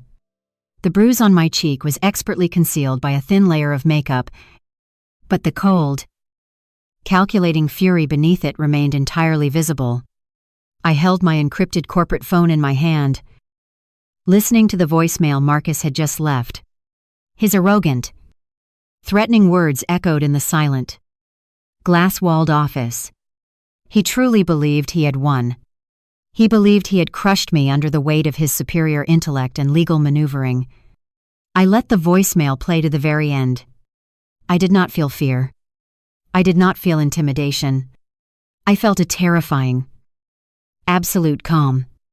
I placed the phone face down on my heavy mahogany desk. I reached forward and pressed the silver intercom button, connecting me directly to the lead forensic accountant in the financial war room. Nathan, I said, my voice perfectly level and of any emotion. Yes, Ms. Sterling. The accountant replied instantly. The audit is complete. I instructed. Staring out at the city they thought they controlled. Freeze their corporate accounts. All of them. Effective at exactly 9:00 a.m. Tomorrow, while I sat in my office at Sterling Global Holdings, watching the clock inch closer to 9:00, my mother-in-law and sister-in-law were completely oblivious. Eleanor and Lauren started their day early, driven by the absolute certainty that Evan and Douglas were finalizing a massive bailout. In their minds, the family empire was saved. To celebrate their perceived triumph, they indulged in a morning shopping spree at the most exclusive luxury boutique on the city's wealthiest avenue. The boutique was a sanctuary of high fashion, featuring Italian marble floors and velvet seating. Eleanor and Lauren glided through the glass doors at precisely 8:45. Acting as though they owned the building, they demanded the immediate attention of the store manager. A sharply dressed man named Lucien ordered his staff to bring trays of sparkling water. He hovered around the women as they browsed, pointing at items with lazy arrogance. Lauren was particularly aggressive in her selections. Empowered by the $500,000 she successfully charged the previous evening, she felt completely invincible. She directed the sales associates to pull 3 limited edition leather handbags, 5 pairs of custom runway shoes, and a heavily embellished evening gown. Eleanor matched her enthusiasm, piling vintage silk scarves and diamond-encrusted accessories onto the checkout counter. They laughed loudly, discussing winter vacations and praising Evan's business acumen. ensuring every wealthy patron heard about their supposedly thriving fund. The clock ticked forward. It was exactly 9:00. At that precise second, my forensic accountants executed the absolute freeze directive across the entire financial network tied to Douglas's firm. The digital locks slammed shut on the corporate accounts, the personal offshore trusts, the escrow holdings, and every single credit line Marcus had illegally inflated. The flow of stolen liquidity was instantly severed. It was 9:05 when Eleanor and Lauren finally approached the polished mahogany checkout counter to finalize their massive haul. Lucien stood behind the register, smiling warmly as his assistants carefully wrapped the designer goods in crisp tissue paper. The total purchase amounted to just over $120. Ling, ling, ling. Lauren did not even blink at the staggering number. She reached into her designer purse and pulled out her heavy platinum corporate card. Dropping it onto the counter with a loud clack, Lucien picked up the card and inserted it into the encrypted payment terminal. He tapped the screen, waiting for the familiar approving chime. Instead, the machine emitted a harsh, sharp beep. A glaring red error message flashed across the digital display.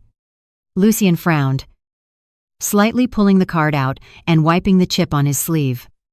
"My apologies, madame," he said, his voice smooth and reassuring.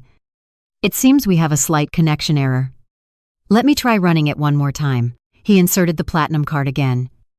The machine buzzed, instantly declined. Lauren rolled her eyes, letting out an exaggerated sigh of annoyance. "The bank is probably putting a fraud hold on it because the purchase is so large," she stated, waving her hand dismissively. "Just force it through manually. Lucien, my husband is closing a massive deal this morning. I am afraid I cannot override a hard decline from the issuing bank." "Madam," Lucien replied, his fawning demeanor cooling slightly. "The terminal is explicitly instructing me to retain the card." Eleanor stepped forward, her face flushing with indignant anger. "Do not be ridiculous," she snapped, snatching the platinum card from the counter before Lucien could confiscate it. "Their system is clearly malfunctioning. Here, use my card." Eleanor produced an exclusive black metal card tied directly to Douglas's primary executive account. She handed it to the manager with a triumphant smirk, expecting the problem to be instantly resolved. Lucien processed the black card. The terminal beeped a third time. The red light illuminated the counter. Declined. The polite smile completely vanished from Lucien's face. He placed the black card back on the mahogany surface and took a deliberate step backward. "I am very sorry. Ladies," he announced, his voice projecting clearly across the quiet boutique. "Both of your primary accounts have been entirely declined by your financial institutions. Do you perhaps have another form of payment you would like to provide?" He spoke loudly enough that the other elite shoppers stopped what they were doing and turned to look. The wealthy patrons exchanged eager, whispered comments. In their hyper-competitive social circle, a declined credit card was the ultimate mark of shame. Eleanor turned a violent shade of pale. She snatched her black card off the counter, her hands trembling with a mixture of rage and sudden, terrifying panic. "This is completely unacceptable," she hissed, keeping her voice low to avoid further embarrassment. "Douglas is meeting with Sterling Global Holdings right now.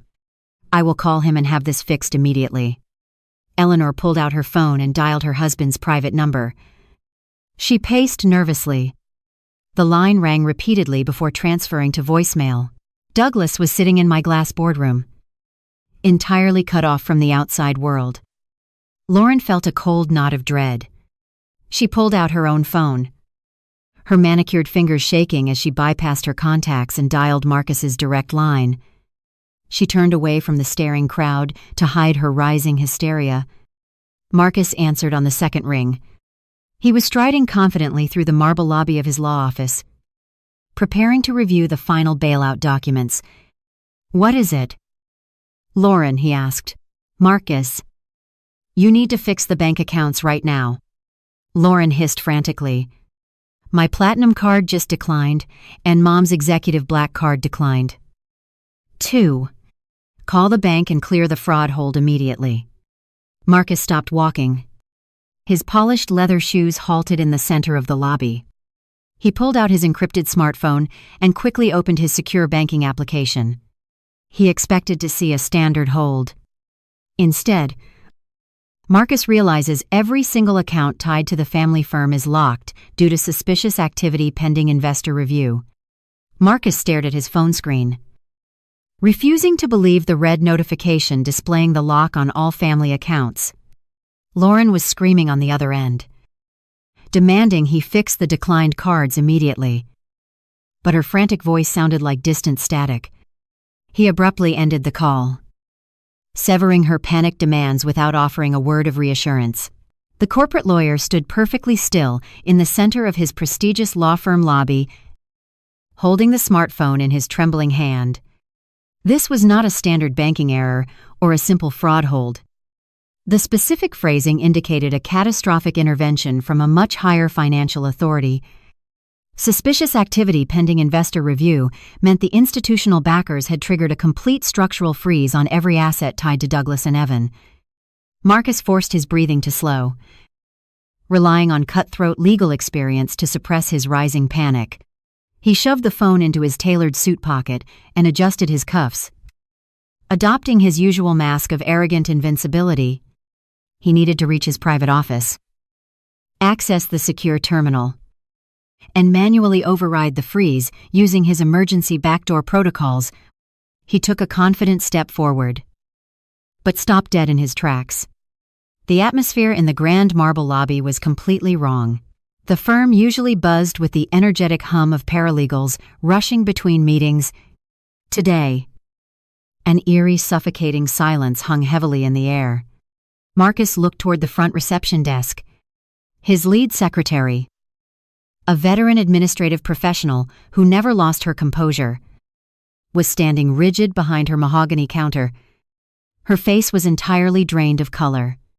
She was clutching a thick stack of manila folders and staring at Marcus with absolute terror in her eyes. Before Marcus could ask her what was wrong, 3 men stood up from the leather waiting chairs. They did not look like the wealthy corporate clients who typically patronize the firm. They wore cheap, off-the-rack gray suits and sensible rubber-soled shoes. They moved with a synchronized predatory efficiency that immediately triggered every defense mechanism in Marcus's highly trained legal mind. The lead investigator, a tall man with a severe buzz cut and a completely emotionless face, walked directly toward Marcus. The man did not extend his hand for a polite greeting. Instead, he reached into his breast pocket and produced a black leather wallet. He flipped it open, revealing a shining silver badge bearing the seal of the federal government. "We are forensic auditors acting on behalf of the Securities and Exchange Commission," the lead investigator announced, his voice projecting clearly across the silent lobby. "We received an anonymous, heavily documented tip regarding severe irregularities in this firm's financial management. We are executing an immediate emergency audit of all corporate escrow holdings linked to your wealth management partners. You are hereby directed to surrender all administrative access to your digital servers and physical filing cabinets. Do not attempt to log into your workstation. Do not attempt to destroy any documents. You are officially under federal investigation." The words hit Marcus with the devastating force of a heavy physical blow. His heart slammed against his ribs like a trapped animal. The mask of arrogant invincibility shattered completely, leaving only raw, paralyzing terror. The federal government was not supposed to be here. He had hidden the financial crimes behind layers of complex offshore holding companies and convoluted corporate structures. He thought he was untouchable. But the sudden, unannounced arrival of the Securities and Exchange Commission meant the paper trail connecting Claire's stolen funds to the Cayman Islands Trust was completely exposed. Someone had spoon-fed the federal authorities the exact roadmap required to dismantle his lucrative legal career. Marcus realized with sickening clarity that his arrogant maneuvering had become a massive, inescapable liability. The illegal commingling of stolen client funds was no longer a brilliant strategy to secure a bailout. It was a direct, one-way ticket to a federal penitentiary. He had authorized wire fraud. He had falsified official banking documents. He knowingly drained the life savings of vulnerable investors to artificially inflate Evan's liquidity. The federal auditors would trace the money flowing from Claire's stolen business accounts directly into the fraudulent balance sheets submitted to Sterling Global Holdings. The evidence was absolute. He would be stripped of his law license, humiliated in front of the legal community, and disbarred permanently before the week was over. The lead investigator stepped closer, handing Marcus a thick stack of legal warrants. "We need the encryption keys for the primary escrow accounts immediately," the investigator demanded, his tone laced with undisguised contempt. "Do not make this any more difficult than it already is. We currently have tactical teams waiting at your partner financial services company. We are locking down absolutely everything in this building." Marcus felt his knees weaken. He was trapped, surrounded by federal agents in his own lobby. There was absolutely no way out of the building and no legal loophole clever enough to save him from the undeniable proof of his crimes. He needed to warn Evan. The bailout meeting was a trap. Whoever sent the anonymous tip to the federal government had perfectly timed the execution to coincide with the Sterling Global Holdings signing ceremony. Marcus desperately reached back into his pocket and pulled out his phone, his fingers shaking uncontrollably. He bypassed the security screen and hit Evan's speed dial. The line began to ring. 10 miles away. The oblivious vice president strode confidently through the glass doors of Sterling Global Holdings headquarters. Evan ignored the buzzing phone in his pocket, assuming it was Lauren complaining about her shopping trip. He flashed his most arrogant smile at the security desk, unaware that his entire world was collapsing behind him. Evan stepped smoothly into the private executive elevator leading to the highest floor. As the heavy steel doors slid shut, sealing him inside the luxury cabin, the cell signal dropped entirely, leaving Marcus's frantic warning undelivered. The elevator began its rapid ascent, carrying Evan directly into the execution chamber. The heavy steel doors sealed shut, trapping Evan in a silent ascent to the pinnacle of Sterling Global Holdings headquarters. He stood beside his father Douglas, who had boarded the adjacent private elevator from the underground garage just moments prior. Meeting his son in the polished marble lobby of the 60th floor, the transition from the chaotic city streets to the hushed, fiercely controlled environment of the private equity titan was jarring. The architecture itself was designed to intimidate. Soaring ceilings composed of dark obsidian slate met floor-to-ceiling glass walls that offered a vertigo-inducing view of the financial district below. There were no warm colors, no comfortable waiting areas, and absolutely no artwork to distract the eye. Every single angle of the space communicated ruthless efficiency and unlimited wealth. Evan adjusted his silk tie, feeling a sudden strange drop in his stomach. He chalked it up to the rapid elevation change. But the sheer scale of the Sterling Global Holdings operation was beginning to weigh heavily on him. Standing in this fortress of shadow and glass, he realized they were nothing but a tiny, insignificant speck of dust. A woman in a sharp charcoal uniform approached them, moving silently across the polished floor. She did not smile or offer them a polite greeting or ask how their morning was going. She merely looked at them with cold, calculated professionalism and instructed them to follow her. Douglas puffed out his chest, attempting to project his usual arrogant authority. But the receptionist did not even blink. She turned sharply and led them down a long sterile corridor lined with frosted glass walls. They were ushered into a massive executive boardroom. The space was entirely enclosed in thick soundproof glass, featuring a long table carved from a single slab of petrified wood. There were no chairs on their side of the table. Only two sleek leather stools positioned directly across from a massive high-backed executive chair. The unspoken power dynamic was incredibly clear. They were not here as equal partners. They were here as supplicants begging for a financial lifeline. The receptionist informed them the executive review committee would arrive shortly. She turned on her heel and exited the room, pulling the heavy glass door shut with a solid, definitive click. The complete silence of the room instantly swallowed them.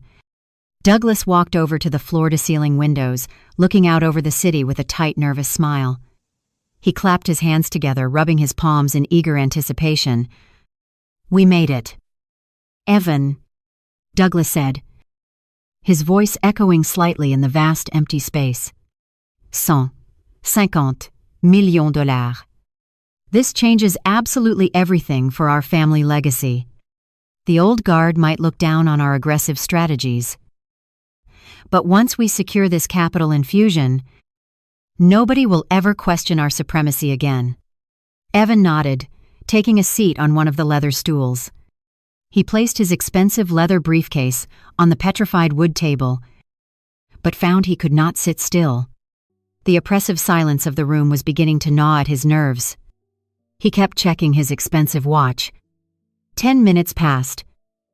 Then 20. The promised executive review committee had not materialized. At the 30-minute mark, the pristine illusion of their impending victory began to fracture. Douglas's cell phone buzzed violently inside his tailored jacket pocket. The sudden noise was deafening in the silent boardroom. Douglas pulled the device out, frowning at the screen. He swiped to decline the call. But the phone immediately began vibrating again. He let out an irritated sigh and looked at the barrage of frantic text messages flooding his notification screen. It was Eleanor. She was sending dozens of messages in rapid succession. The preview text on the locked screen displayed chaotic, fragmented sentences demanding immediate attention. Douglas caught glimpses of words like declined cards, humiliated, completely cut off, and fix this right now. Evan watched his father's face contort with a mixture of confusion and intense irritation. "What is it?" Evan asked, shifting uncomfortably on his stool. "Is Marcus trying to get through with a last-minute legal amendment?" Douglas scowled, pressing the power button on his phone to silence the relentless buzzing entirely. "It is just your mother," Douglas replied, shoving the phone back into his pocket with a dismissive gesture. "She is having some sort of dramatic meltdown at a boutique. Apparently, there is a temporary fraud hold on the corporate accounts, and she is throwing a tantrum because her black card was declined. It is incredibly bad timing. But it is nothing we need to worry about right now. Marcus will handle the bank authorization. We cannot afford to be distracted." Evan felt a brief flash of unease, remembering the strange drop in cell service right before he entered the elevator. He wondered if Marcus was actually handling the situation, or if something else had triggered the sudden financial blockage, but he pushed the thought away, burying it under his towering ego. His father was right. A minor banking glitch was entirely irrelevant when they were moments away from securing a $150 million bailout. 45 minutes had now passed since they were escorted into the glass boardroom. Douglas paced the length of the room, his expensive shoes clicking sharply against the dark slate floor. He checked his watch for the dozenth time. "They are making us sweat," Douglas muttered. "It is a classic power play." Suddenly, the heavy double doors swung open. Purposeful footsteps echoed down the corridor. The thick glass door was pushed open by a guard. A team of 5 elite corporate lawyers filed inside, moving with predatory precision, carrying thick manila folders sealed with red federal security tape. They simply stared at Douglas and Evan with clinical hostility. Then the final figure stepped through the heavy oak doors. A woman dressed in a sharp, dark, bespoke charcoal suit walked purposefully toward the massive, high-backed executive chair. Evan kept his head bowed. He was obsessively reviewing the final projections on his legal pad, refusing to let the intimidating atmosphere break his concentration. He needed this pitch to be absolutely flawless. He muttered under his breath, rehearsing the opening lines about market stability and generational wealth. Beside him, Douglas let out a loud, arrogant scoff that echoed across the vast glass boardroom. Douglas crossed his arms and glared at the woman approaching the head of the table. "What on earth are you doing here?" Douglas demanded, his voice dripping with absolute contempt. "Did they seriously send my disgraced daughter-in-law to bring us coffee? If this is some kind of pathetic attempt to beg for your marriage back, you have chosen the worst possible moment. Get out of here before you ruin the most important meeting of our entire lives. We are not going to let you ruin this very important financial deal for us today or tomorrow." Evan finally stopped rehearsing his pitch, snapped his head up, irritated by the sudden disruption. The pen slipped from his fingers and clattered loudly against the petrified wood surface. Evan froze. All the air instantly vanished from his lungs. The woman standing before them was not holding a silver coffee tray. She was not crying or begging. She was flanked by a team of 5 elite corporate lawyers who treated her with absolute terrifying reverence. The dark purple bruise on her cheekbone was expertly concealed, but her eyes were entirely, completely unrecognizable. They were the eyes of a ruthless apex predator. Claire did not offer Douglas a single word of response. She did not even acknowledge his petty insult. She moved with a fluid, terrifying grace and took her seat directly in the massive, high-backed executive chair. The 5 corporate lawyers immediately took their positions, standing silently behind her like a royal guard. Claire reached forward and placed her hands flat on the polished table. She looked at Evan and then at Douglas. Her silence was a weapon, and she wielded it with devastating precision. Douglas shifted uncomfortably on his leather stool. His arrogant posture began to crumble under the crushing weight of her silent stare. He opened his mouth to issue another command, but the words died in his throat. Claire reached out and pulled the thick manila folder toward her. The folder was sealed with red federal security tape. She broke the seal with a sharp, decisive snap. She flipped open the heavy cover, revealing the exact $150 million bailout portfolio Evan and Marcus had so desperately submitted to Sterling Global Holdings. "Let us begin the final liquidity audit," Claire stated, her voice perfectly level and devoid of any human empathy.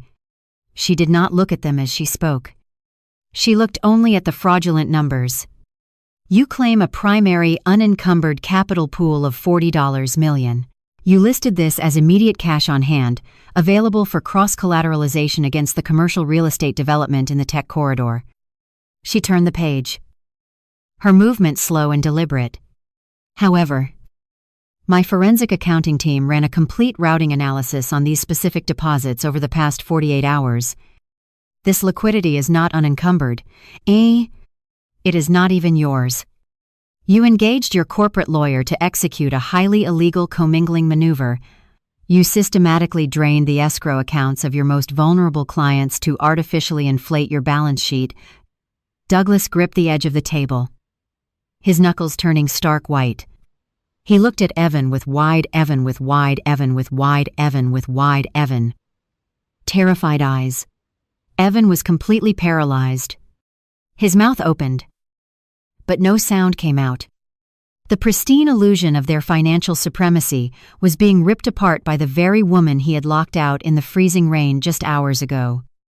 Claire turned another page, highlighting a section of the document with a silver pen.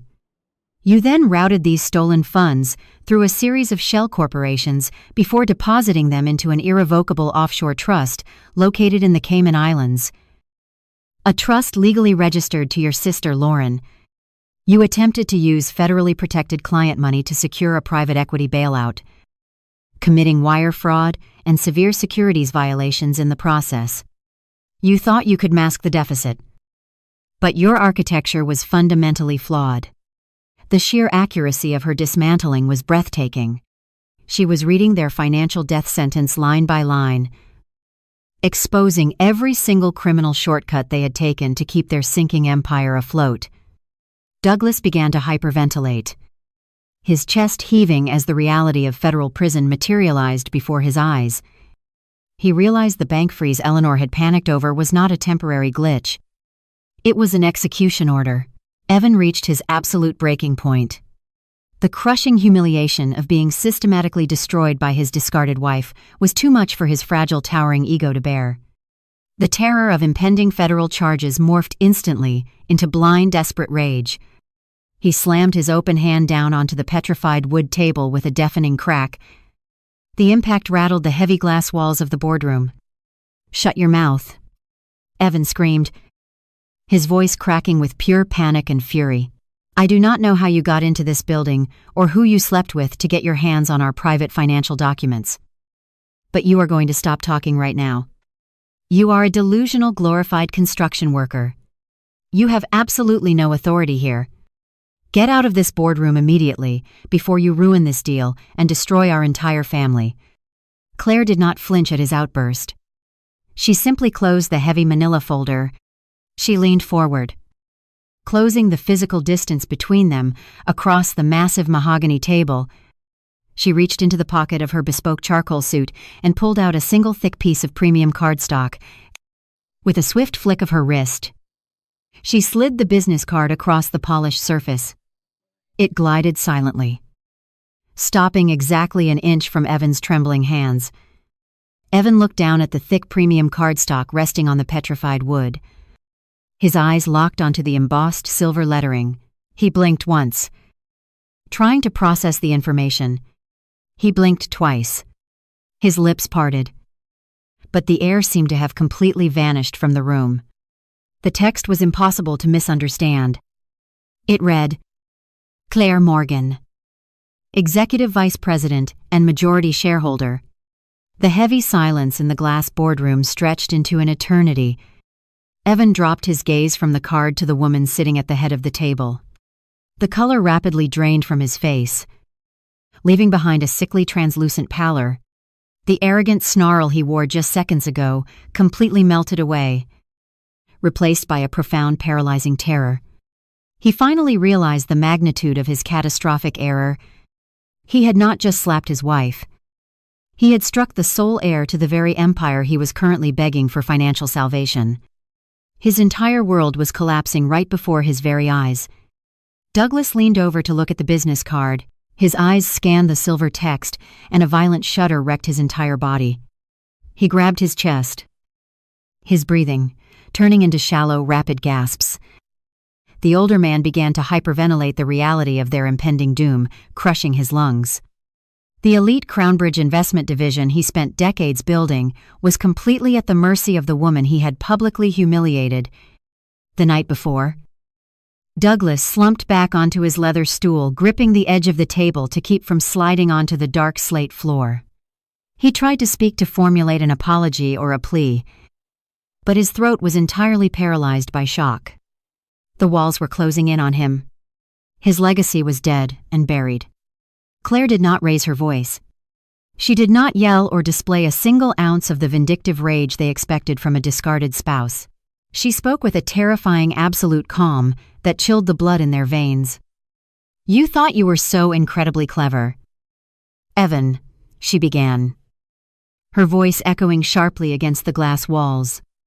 "You believed you could take my hard-earned money, the capital I built preserving historic foundations, and simply erase my claim to it. You allowed your corporate lawyer to funnel my savings into an offshore trust bearing your sister's name. You looked me in the eye while taking my money to plug the holes in your sinking ship. And when I dared to speak the truth at your precious anniversary gala, you struck me and locked me out in the freezing rain. You treated me like absolute garbage." Evan began to tremble uncontrollably. His hands shook so violently they rattled against the table. Claire leaned slightly forward, locking her dark eyes onto his panicked gaze. "But my money was not enough to save you," she continued, her tone clinical and devastating.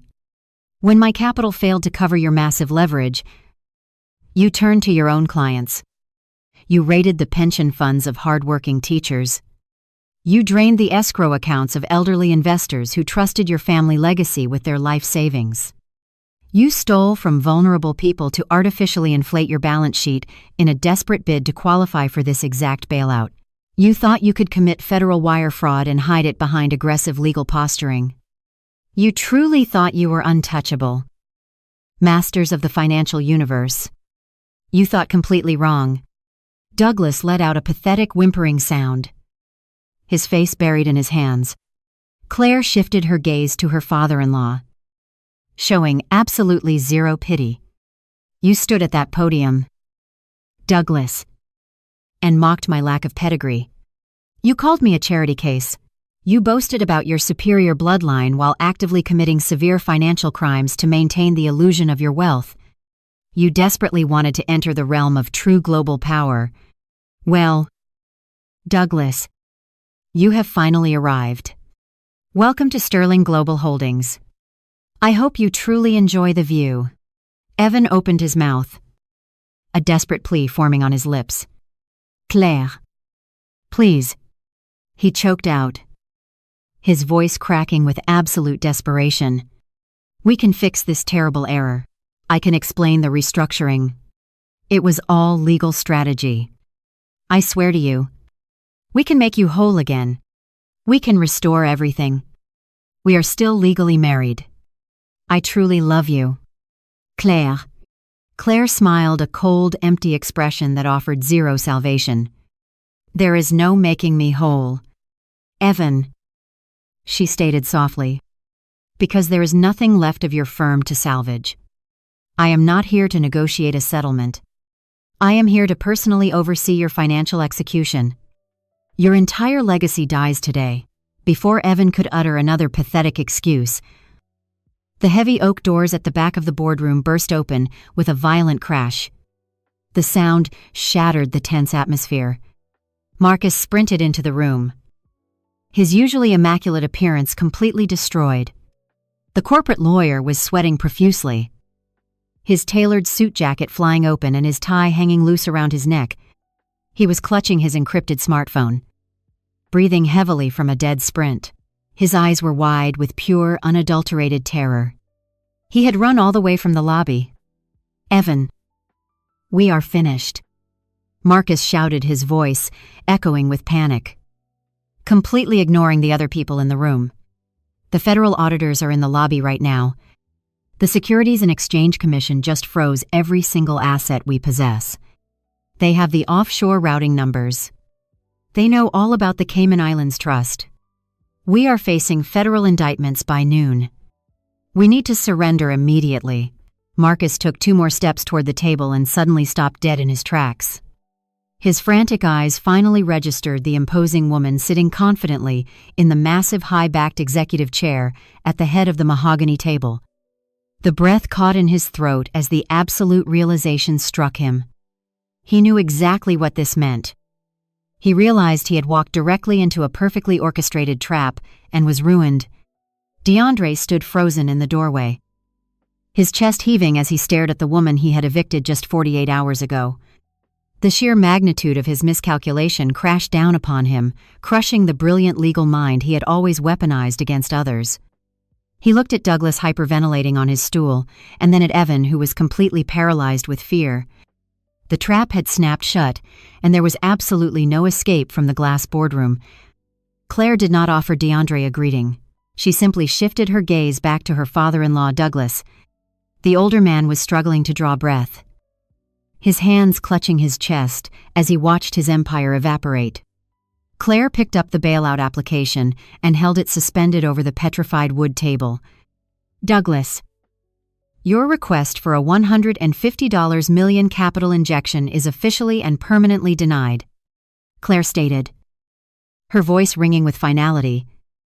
Because your firm is massively over-leveraged and entirely dependent on this specific influx of cash, you will breach your loan covenants within the hour. Your creditors have already been notified of our decision by my executive staff.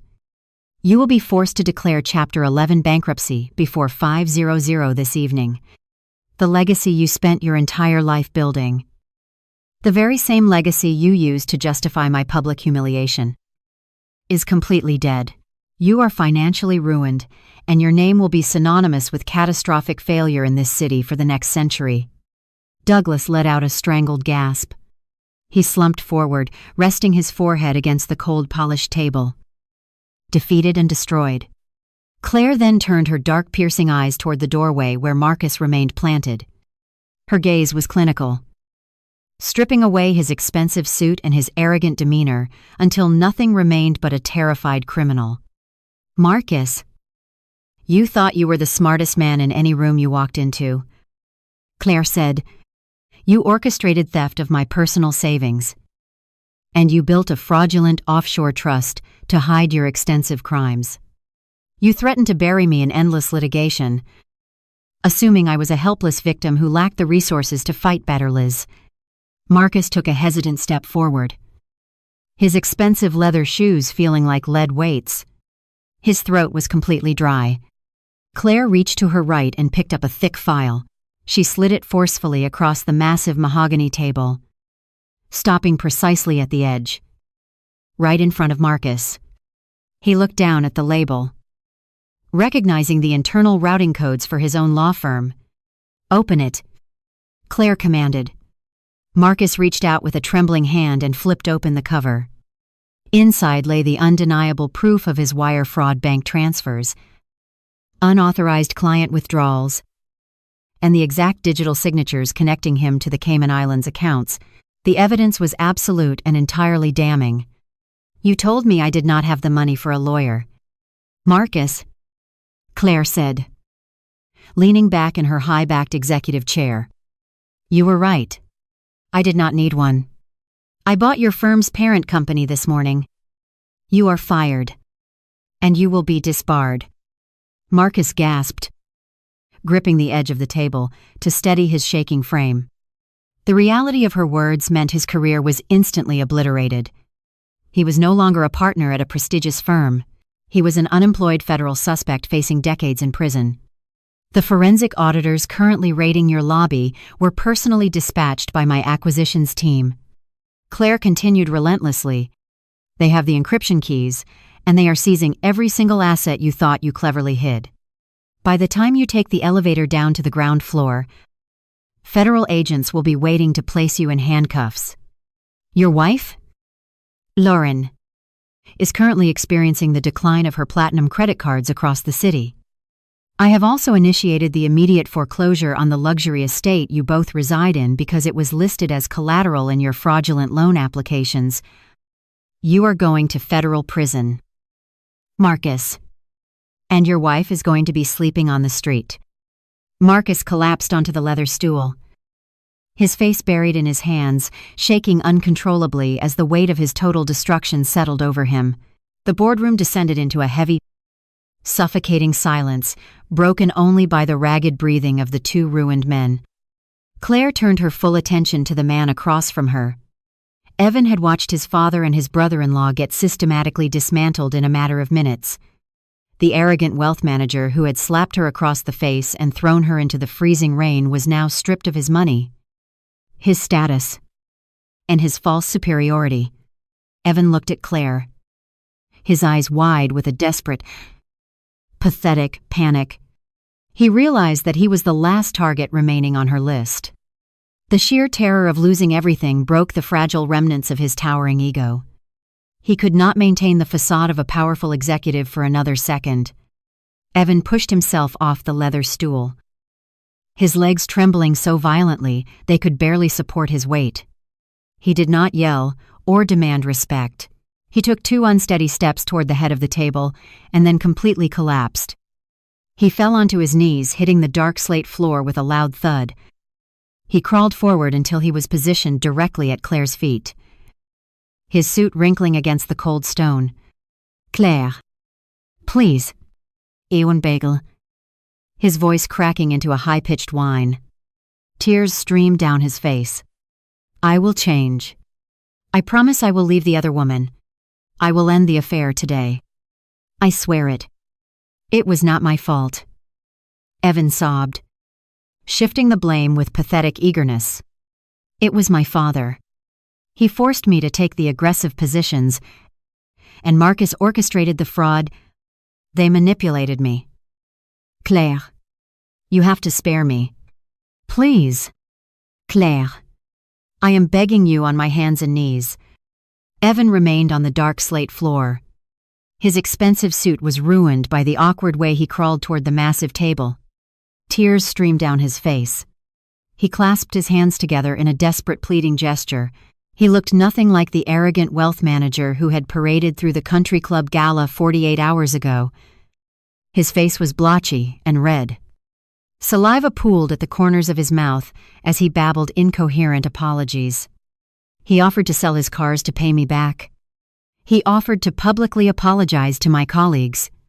He even offered to testify against his father and brother-in-law in federal court if I granted him mercy. I sat perfectly still in the high-backed executive chair. I looked down at the man I had called my husband for a decade. I felt zero pity. The 5 elite corporate lawyers standing behind me remained completely silent. They watched the pathetic display with cold professional detachment. Douglas was slumped over the table, gasping for air as his financial empire evaporated. Marcus remained frozen in the doorway, utterly paralyzed by his impending disbarment and federal indictment. The entire glass boardroom felt completely suffocating. I placed my hands flat on the polished, petrified wood surface. I pushed my chair back slowly. The scrape of the chair legs against the slate floor echoed loudly in the quiet room. I stood up to my full height. I smoothed the front of my bespoke charcoal suit.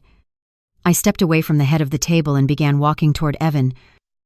The sharp click of my heels against the stone floor sounded like a metronome counting down the final seconds of his privileged life. The entire room held its breath. Douglas stopped gasping and looked up with wide, terrified eyes. Marcus swallowed hard, gripping the doorframe. Evan stopped his pathetic babbling. He looked up at me from his knees, trembling like a cornered animal. He braced himself, shutting his eyes tightly. He genuinely expected physical violence. He expected me to strike him across the face in front of his ruined family and my team of lawyers. He expected me to exact physical revenge for the brutal assault I suffered at his hands. I stopped exactly 2 feet in front of him. I looked down at his cowering form. I did not raise my hand once. I did not clench my fists. I spoke with a terrifying, gentle softness that cut deeper than any shouted threat could ever manage. I told myself I would make you pay for that slap. My voice was smooth and perfectly controlled. I spent the last 48 hours imagining the exact moment I would return the favor. I thought about how satisfying it would feel to strike you down and watch you bleed on this pristine floor. Just like you made me bleed on the marble floor of the country club. Evan kept his eyes squeezed shut, a fresh wave of tears leaking from the corners. He let out a pathetic whimper. But hitting you back would make me like you. I continued my tone, devoid of any human warmth. Striking a defenseless, pathetic creature is a complete coward's tactic. It is the action of a weak, small man who desperately needs to prove his dominance because he possesses absolutely no real power. I am not a coward, Evan, and I'm certainly not weak. Therefore, I will not lay a single finger on you today. Instead, I am taking the only thing ever making you feel like a man. I turned my back on him and walked to the mahogany table. I picked up a thin black folder my lead attorney had this morning. I walked back and tossed the folder onto the floor, directly in front of Evan's trembling knees. The folder slid open, revealing a crisp legal document bearing the official seal of the state court. "That is your revised divorce decree," I stated, looking down at his panicked face. Marcus was very kind to file the initial paperwork in absentia yesterday afternoon. It saved my legal team a significant amount of administrative time. However, we made a few mandatory adjustments to the asset division clauses. You see, Evan, you are not getting the $5,000 relocation fee you so generously offered me. In fact, you are not getting anything at all. Evan opened his eyes and stared at the legal document resting on the dark slate floor. He reached out with a shaking hand and pulled the pages toward his face. His eyes darted rapidly across the dense legal text, trying to comprehend the absolute financial annihilation outlined in the paragraphs. He gasped for air, reading the permanent financial consequences of his devastating actions. I stripped you of the marital home. The historic estate is my sole property. I stripped you of your vehicle collection. My team has taken physical possession of the cars. You are absorbing 100% of the massive toxic debt generated by your fraudulent real estate investments. You signed the primary loan documents using forged liquidity metrics, making you personally liable for the outstanding balances. I am leaving you with nothing but the clothes on your back and massive federal debt." Evan dropped the decree, letting out a wail of agony. He grabbed his hair, realizing he was entering a lifetime of inescapable, crippling poverty. His identity was obliterated. The heavy oak door swung open, with a crash silencing his wailing instantly. Sterling entered the boardroom. My father wore a tailored blue suit radiating terrifying authority. He was flanked by 4 security contractors blocking the exit. Sterling walked past trembling Marcus and hyperventilating Douglas. He stopped beside me, looking down at Evan, weeping on the floor. My father viewed him with absolute disgust. The powerful billionaire did not raise his voice. He simply turned his head toward the lead security contractor. "Remove these trespassers from my building," Sterling commanded. The 4 highly trained security contractors moved with fluid, uncompromising efficiency. They did not shout or brandish weapons. Their mere presence was enough to enforce absolute compliance. 2 of the men stepped forward and grasped Evan by his upper arms, hauling him off the dark slate floor. His legs gave out completely.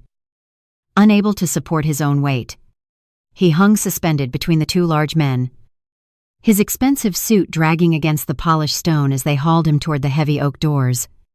He continued to sob, a pathetic, high-pitched wail echoing through the glass boardroom. Douglas did not require physical force. He stood up on shaky legs, his face completely drained of color. He looked broken, a hollow shell of the arrogant patriarch who had commanded the country club Gala just 48 hours ago. He cast one final terrified glance at Sterling before shuffling out the door, flanked by the remaining security personnel. Marcus, the brilliant corporate lawyer who had orchestrated the massive federal fraud, was the last to leave. He walked out with his head bowed. His career, his marriage, and his entire future completely obliterated. The heavy oak doors swung shut with a resounding thud, plunging the boardroom back into pristine silence. The 5 corporate lawyers gathered their files and exited quietly, leaving my father and me alone in the vast glass enclosure. Sterling walked over to the windows, looking out over the city skyline. He turned to face me. "Arare." Genuine smile, softening his typically harsh features. "You executed that flawlessly." "Claire," he said, his voice a low, proud rumble. "You did not just survive their attack. You completely dismantled their entire foundation. You proved exactly who you are." I looked down at the revised divorce decree resting on the petrified wood table. The signature line remained blank, waiting for Evan's inevitable compliance. I did not feel a rush of vindictive joy. I felt a profound sense of closure. The 10-year experiment was officially over, and the true work of building my legacy was just beginning. 6 months later, the city air was crisp and bright, reflecting the vibrant energy of early autumn. I stood on the wide stone steps of a stunning Victorian mansion located in the heart of the historic district. The structure had been abandoned for over 2 decades, left to rot by developers who deemed it too expensive to salvage. I had personally overseen the meticulous restoration project, funding the entire endeavor through my own private trust. The mansion was no longer a decaying relic. It was a fully operational, state-of-the-art transitional shelter for women escaping domestic and financial abuse. I wore a tailored emerald green suit, my hair pulled back in a sleek chignon. The dark purple bruise from the country club Gala was a distant memory, entirely erased by time and healing. I looked out over the crowd gathered on the manicured lawn. The local press, city officials, and dozens of community leaders were in attendance. They were here to celebrate the opening of the shelter and to acknowledge the substantial philanthropic contribution I had made. I was not hiding in the shadows anymore.